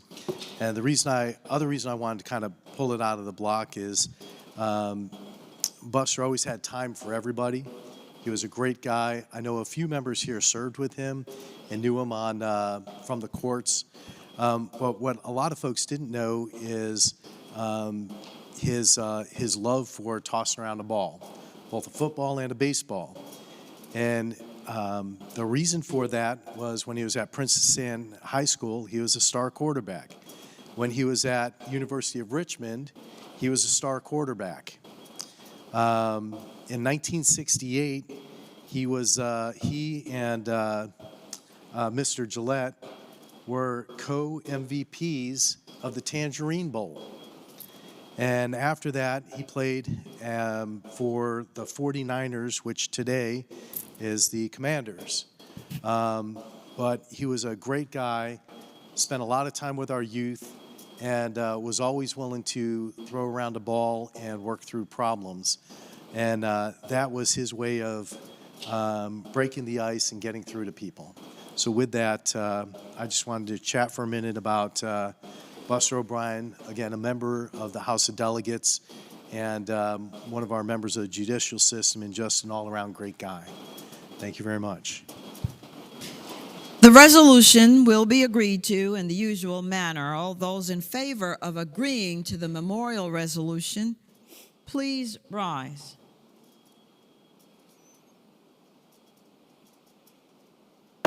The resolution is agreed to.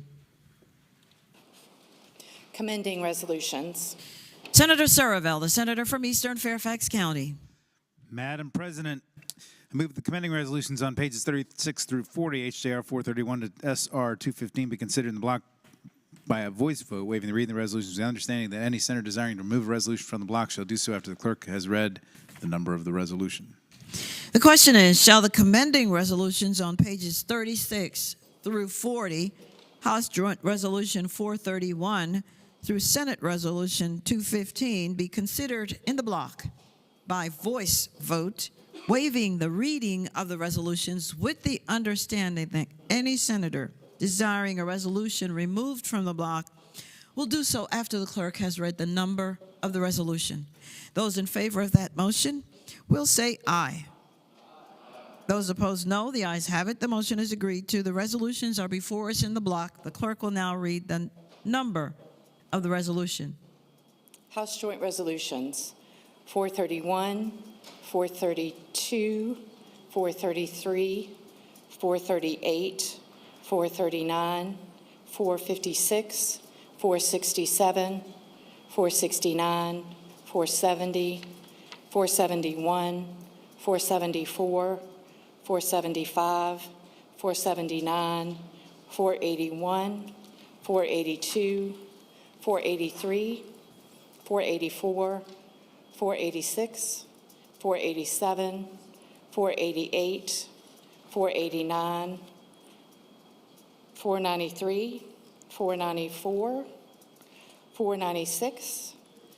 Senate Joint Resolutions 280, 281, 282, 283, 287, 288, 289, 290, 291, 292, 294, 295, 296, 297. Senate Resolutions 212, 213, 214, 215. The junior senator from Loudoun, Senator Srinivasan.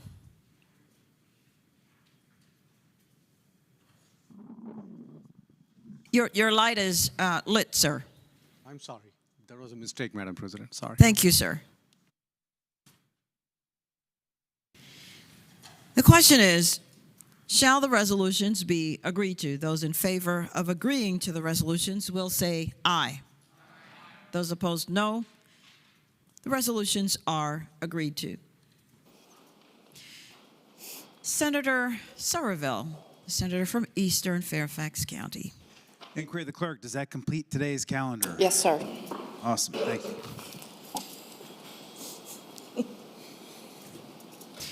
Is there any other? Senator Eben, the senator from Alexandria. Thank you, Madam President. I rise for an announcement. The senator has the floor. Tomorrow, Friday, the General Laws and Technology Committee will meet 15 minutes after adjournment to take up some bills with a fiscal impact, less than 10 bills, but if everyone's there on time, we'll be able to get out early, relatively. Senator Hashmi, the senator from Richmond City. Thank you, Madam President. I rise for a brief announcement. The senator has the floor. Thank you, Madam President. I believe in the gallery we have Chesterfield County Supervisor Jessica Schneider, and I just want to acknowledge that she is here and the excellent leadership that she provides to Chesterfield County and all of its citizens. So I know we're past the morning hour, but wanted to give the warm welcome to our elected official from Chesterfield County. Indeed. Thank you. Thank you for coming, and thank you for the work that you do for the citizens of Chesterfield. Senators, let us give her the warm welcome of her Senate.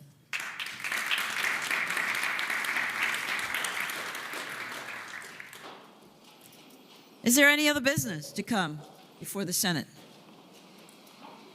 The clerk will report any announcements on the desk. Today, Thursday, January 23rd, 2025, the Committee on Transportation will meet 15 minutes after adjournment in Senate Room B, GAB. The Education and Health Subcommittee on Public Education will meet 30 minutes after adjournment in Senate Room C, GAB. Senators Van Valkenburg, BLOC, Peake, Pekarsky, and Craig. The Finance and Appropriations Subcommittee on Education will meet at 3:00 p.m. in the Senate Finance and Appropriations Room, 13th floor, GAB. Senators Locke, Lucas, Obenshain, Stewart, and Hashmi. The Finance and Appropriations Subcommittee on Resources will meet at 4:00 p.m. in Senate Finance and Appropriations Room, 13th floor, GAB. Senators Lucas, Deeds, Locke, and McDougall. The Senate Finance and Appropriations Committee will meet immediately upon adjournment of the Subcommittee on Resources in the Senate Finance and Appropriations Room, 13th floor, GAB. Friday, January 24th, 2025, the Committee on Rehabilitation and Social Services will meet at 8:00 a.m. in Senate Room A, GAB. The Finance and Appropriations Subcommittee on Capital Outlay and Transportation will meet at 8 o'clock a.m. in Senate Finance and Appropriations Room, 13th floor, GAB. Senators McPike, Deeds, Locke, McDougal, Obenshain, and Boysko. The Education and Health Subcommittee on Health Professions will meet at 8:30 a.m. in Senate Room 300, GAB. Senators Boysko, Pillion, Bagby, Head, and Pekarsky. The Committee on Rules will meet at 9 o'clock a.m. in Senate Room C, GAB. This is a time change. The Democratic Caucus will meet 45 minutes before session in Senate Room 1 of the Capitol. The Republican Caucus will meet 45 minutes before session in Senate Room 2 of the Capitol. Friday afternoon, we have 2 additional meetings. The Committee on General Laws and Technology will meet 15 minutes after adjournment in Senate Room B, GAB. The Committee on Commerce and Labor will meet 30 minutes after adjournment in Senate Room A, GAB. Senator Van Valkenburg, the senator from Western Enrico. Madam President, rise for announcement. The senator has the floor. Yeah, Madam President, members of the body, if you're on the K-12 sub, if we could do that 15 minutes after rather than 30 minutes after, because we have 30 bills. Thank you.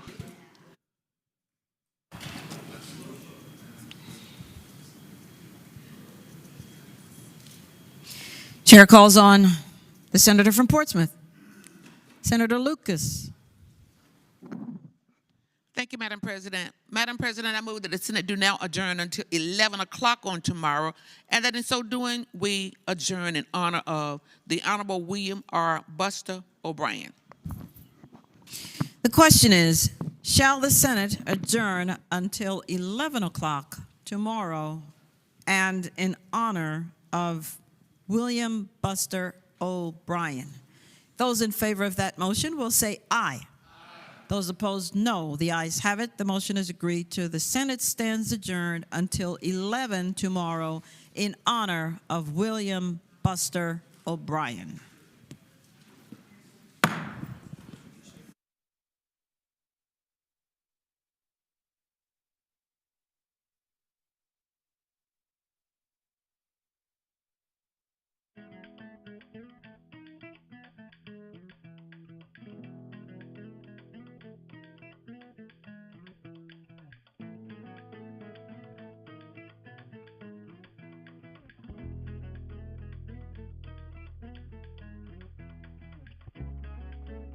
Senate Chamber.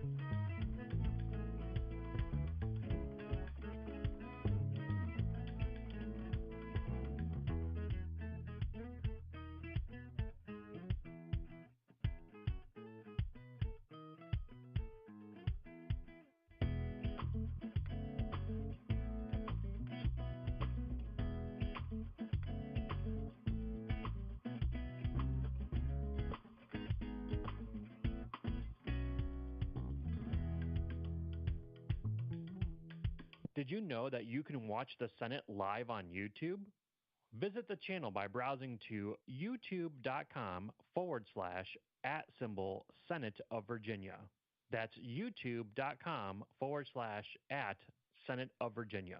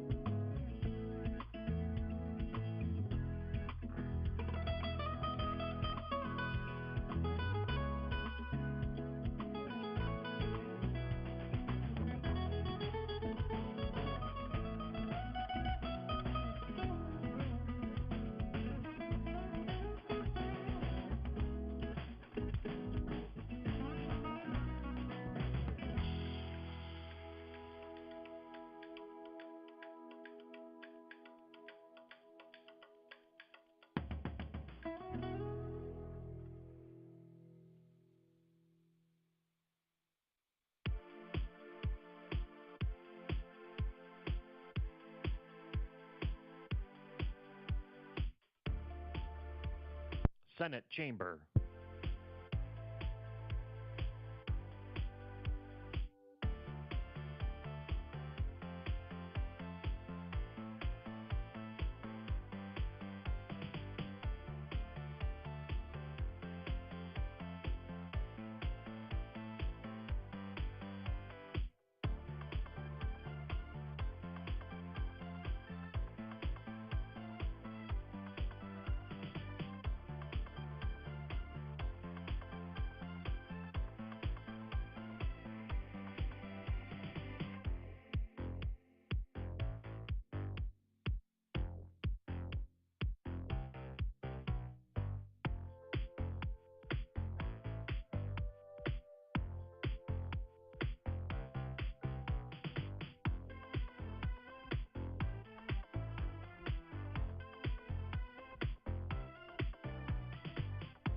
This is the Senate of Virginia, Richmond, Virginia.